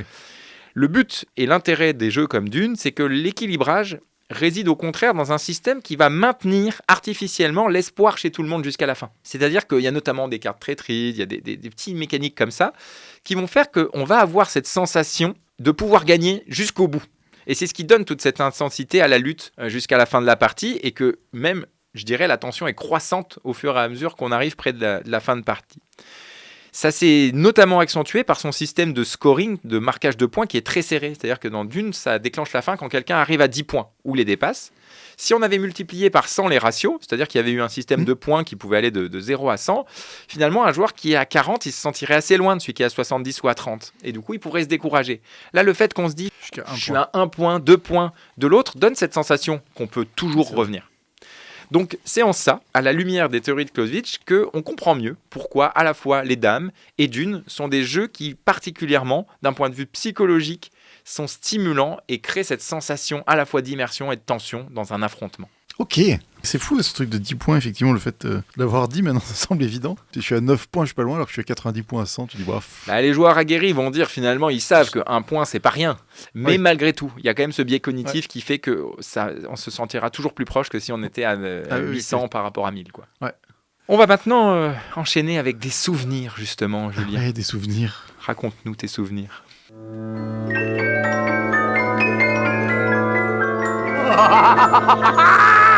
23-0. C'est la piquette, Jack. Tu sais pas jouer, Jack. T'es mauvais. Ne l'écoute pas. Ne l'écoute surtout pas. Tu n'es pas une madeleine. Bonjour, Julien. Entrez. Oui, merci. Alors, qu'est-ce qui vous amène ? Voilà, en fait, j'ai souvent des regrets quand je joue au jeu. En fait, par exemple, ma première partie de Dune, on faisait un combat, et en fait, j'ai pas investi assez de bonhommes en me disant, ça doit passer. Et en fait, je me suis fait écraser. Oui, donc vous êtes là pour me parler de vos regrets dans les parties de jeux de société. C'est ça. C'est ma première partie, donc il n'y a pas de raison d'avoir de regrets. Mais quand même, à chaque fois que je pense à Dune, je repense à toute cette partie où je me suis fait écraser, où la personne en face, vous ressemble beaucoup d'ailleurs, m'avait dit peut-être que tu pourrais mettre plus, mais vous ne pouvez pas trop me donner d'informations parce que c'est elle qui jouait derrière. Et donc ça, vous en dormez mal ? C'est vrai que j'arrive pas à ne pas y penser. Et vous avez rejoué à ce jeu depuis ? Oui, plein de fois, ouais. Pour vous, c'est important de gagner à Dune ? Chaque fois que je rejoue à Dune, j'essaie d'assurer le coup sur les combats et de mettre assez d'armée pour pas avoir de regrets, pour me dire j'ai peut-être été un peu pince là et j'aurais peut-être dû mettre un peu plus de bonhomme à ce moment-là, quoi. Est-ce que vous voyez des solutions à ce problème ? Non, je vais rejouer à Dune plein de fois, comme ça je vais finir par oublier. Merci docteur, je vous dois combien ? Écoutez, pour aujourd'hui ça sera gratuit, mais je vais vous prescrire un Dune tous les soirs et puis également rejouer un petit peu aux dames. D'accord, merci. Bon, alors c'était quoi, Julien, ta Madeleine aujourd'hui ? C'est bon, j'en ai parlé avec le psy là. Ah d'accord, voilà. Ok, bon, très bien. Écoute, c'est confidentiel alors. Ah oui, c'est ça doit rester entre le psy et moi. Ok, bon, moi j'ai juste un petit souvenir à vous raconter, c'est autour des dames. Moi, les dames, j'ai joué essentiellement avec ma grand-mère maternelle, et je revois, en fait, j'ai vachement ce souvenir assez sensoriel que quand on soufflait les dames, on soufflait vraiment. Ah oui. Et que vraiment il y avait ce truc quand j'étais petit, ce qui fait que j'aimais les dames, c'était vraiment cette action de souffler et des fois de voir que l'autre n'avait pas pu prendre et dire souffler, et j'ai vraiment la mémoire aussi de... Oui, t'as pas vu le coup qui... T'as pas vu, et puis le plaisir de souffler sur les pions. Je sais pas pourquoi, en plus on crache dessus quand on fait ça. C'est pas très terrible. Ouais, non, c'était bien avant. Et puis cette phrase là qui me revenait en boucle, souffler n'est pas jouer. Donc du coup tout à l'heure quand t'as dit souffler n'est pas jouer, c'est interdit maintenant, ça m'a mis un petit coup. Ouais, ça m'a mis un petit coup. Tu peux quand même souffler sur les pions quand tu les prends. Oui, mais c'est pas pareil que de souffler celui que tu viens de souffler, quoi. Bah oui. Voilà, donc pour la Madeleine d'aujourd'hui. Souffler, souffler, souffler, souffler. Et on enchaîne avec la bonne occasion. Ouais, la bonne occasion du mois, un jeu à moitié prix. Il est l'heure de se réveiller. Il en manque une. Vous êtes sort ? Tout à fait ça. Ça alors ? Si ça vous ennuie pas, je vous en demanderai $20. Et moi, je t'offre la vie. Ça te va ? Vous faites une affaire. La bonne occasion du mois, c'est Okia. Et c'est un jeu de Bruno Catala. Ok. Okia, donc de Bruno Catala, c'est un petit jeu abstrait rapide pour des parties allant de 10 à 20 minutes. Et ce qui est intéressant, c'est que ça permet de progresser plus rapidement à ces jeux abstraits. C'est moins punitif que des jeux de 30-45 minutes où on sait assez rapidement qu'on a perdu. Surtout si on jouait contre des joueurs plus forts que soi. Ouais, l'effondrement de la volonté avant l'effondrement réel. Exactement, on y revient là. Et donc les illustrations sont de Cyril Bouquet pour la couverture et les jetons. Pour les cartes, c'est des reprises des illustrations d'un jeu qui s'appelle Hanafuda, qui est un jeu traditionnel japonais. Mais les règles n'ont rien à voir avec Hanafuda, si jamais vous connaissez. Pour y jouer, c'est simple, on dispose de les cartes sous forme d'un carré de 4x4. Et à chaque tour, un joueur choisit un emplacement ayant encore une carte.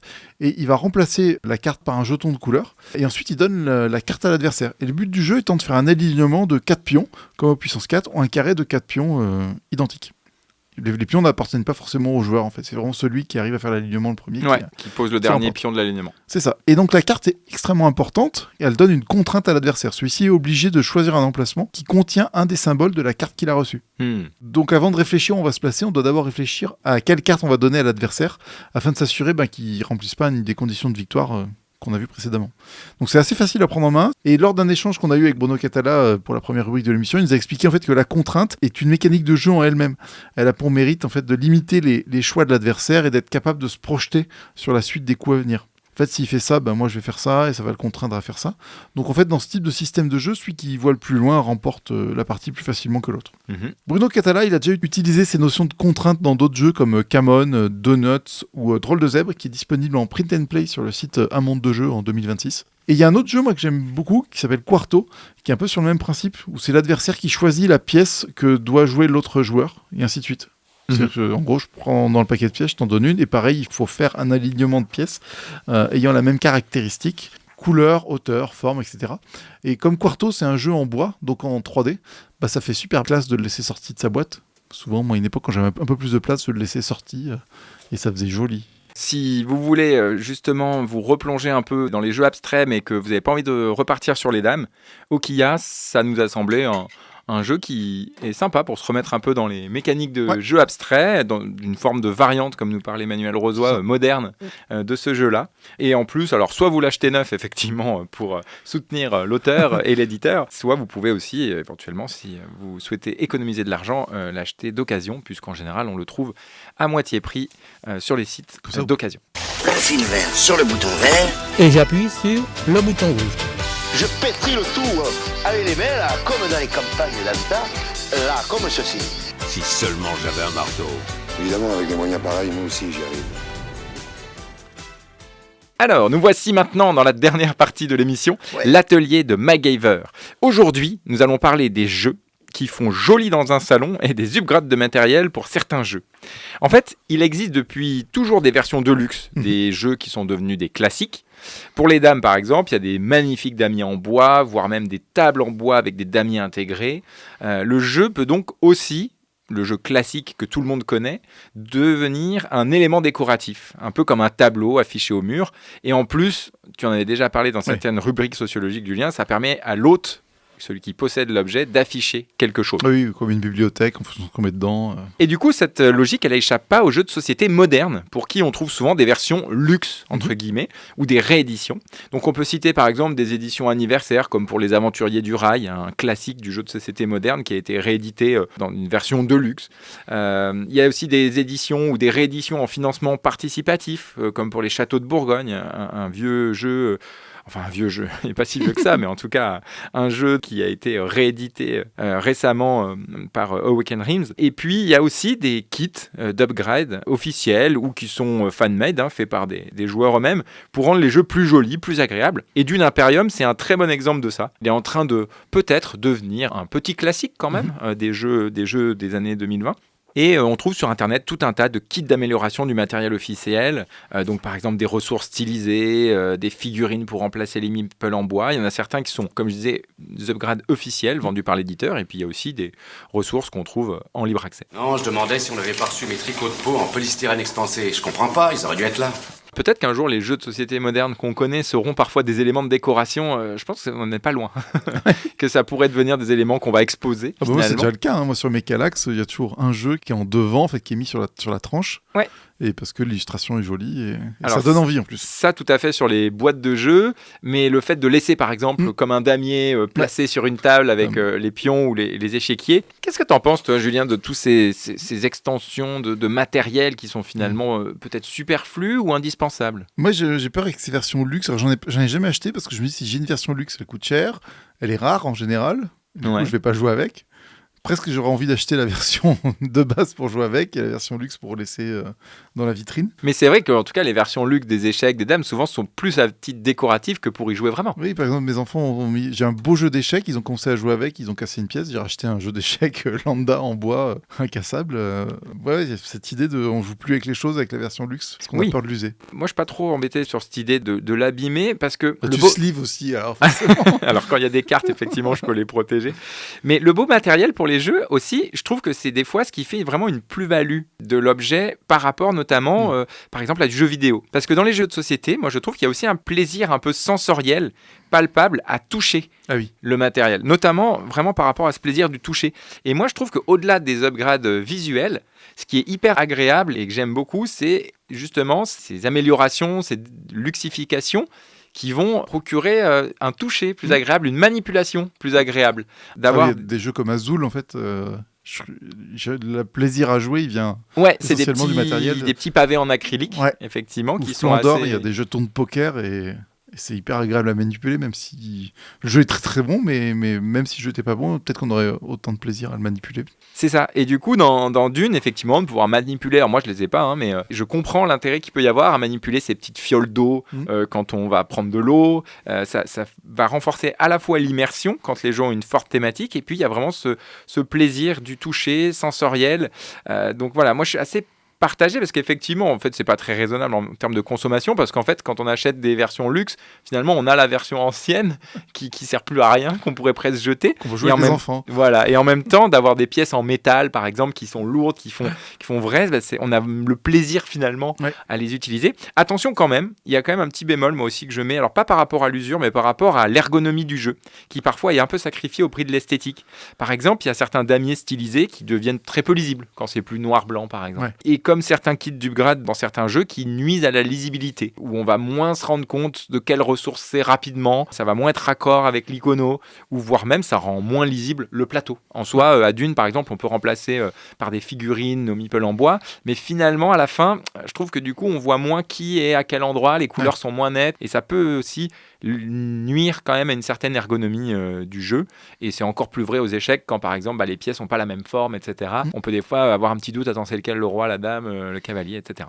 Voilà, donc on va pas vous recommander d'acheter en double les jeux, peut-être pour pas les abîmer, mais moi je trouve qu'il y a quand même cette satisfaction d'avoir des choses agréables à manipuler. C'est vrai que ça donne envie de ressortir les jeux plus facilement. Ouais, tout à fait. Bon, eh bien, écoutez, on arrive au dernier épisode de la saison 1. On a eu beaucoup de plaisir à mener à terme cette première saison qui fait 10 épisodes. Et de hors-série. Et de hors-série. Donc on a décidé effectivement de faire des saisons, non pas forcément par année géographique. Tous les 10. Ouais, par année géographique. Donc, comme on arrive au bout de cette saison, si vous avez des questions, des remarques, n'hésitez pas à nous les faire parvenir. On fera un mini-épisode de lancement de la saison 2, enfin un petit teasing. C'est ça. Voilà, on vous prépare quelques petits changements subtils pour la saison 2, et puis un changement un peu moins subtil, qui sera un peu plus visible. On ne vous dit pas lequel, oui, c'est vrai. Vous le découvrirez dans le teaser de la saison 2. Et puis, comme d'habitude, on va terminer cet épisode avec Yaya, qui a écouté attentivement, à qui on a soufflé des mots et qui va nous en faire une synthèse.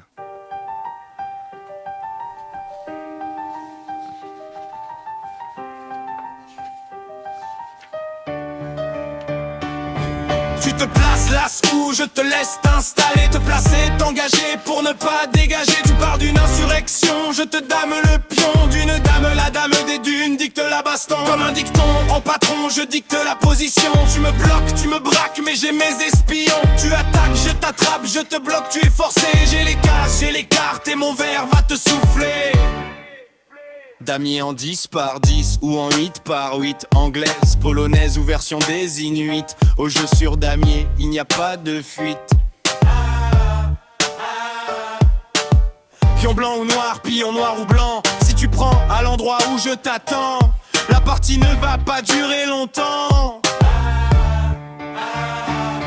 Tu te places là où je te laisse t'installer, te placer, t'engager pour ne pas dégager. Tu pars d'une insurrection, je te dame le pion d'une dame, la dame des dunes dicte la baston. Comme un dicton en patron, je dicte la position. Tu me bloques, tu me braques, mais j'ai mes espions. Tu attaques, je t'attrape, je te bloque, tu es forcé. J'ai les cases, j'ai les cartes et mon verre va te souffler. Ce sacré Paul Denen, Atréide, d'une un jeu carrément intrépide. Place-toi bien où je te dilapide. Sur le sable de l'épice, ça va couler. Tu soupires des combats, tu vas crouler. Reprends-toi vite car souffler n'est pas joué. Tu te places là où je te laisse t'installer, te placer, t'engager pour ne pas dégager. Tu pars d'une insurrection, je te dame le pion d'une dame, la dame des dunes dicte la baston. Comme un dicton en patron, je dicte la position. Tu me bloques, tu me braques, mais j'ai mes espions. Tu attaques, je t'attrape, je te bloque, tu es forcé. J'ai les cases, j'ai les cartes et mon verre va te souffler. Eh bien, voilà. Saison 1 terminée, on espère que vous aurez pris beaucoup de plaisir. Nous on s'est beaucoup amusé à vous raconter tout ça. C'est vrai. On vous souhaite de continuer à jouer, à vous amuser. D'écouter des podcasts de jeux de société, les uns les autres. Il y en a plein des chouettes. Exactement, regardez des vidéos de règles, tout ça. Et puis on vous retrouvera. Il y aura peut-être une petite pause là entre saison 1 et saison 2. Et puis on vous retrouvera prochainement pour de nouveaux épisodes. Normalement que le prochain épisode soit enregistré depuis le festival Place au Jeu. Oui, c'est possible qu'on fasse l'expérience d'enregistrer un épisode en live. D'ici là, portez-vous bien et à bientôt. Au revoir.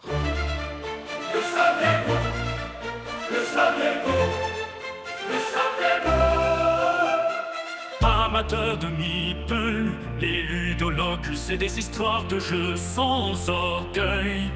Le saviez-vous? Le saviez-vous? Le saviez-vous? Oh! Et aux braves lanceurs de dés, les ludologues, vous comptez des histoires de jeux à succès. Le saviez-vous? Le saviez-vous? Le saviez-vous? Oh!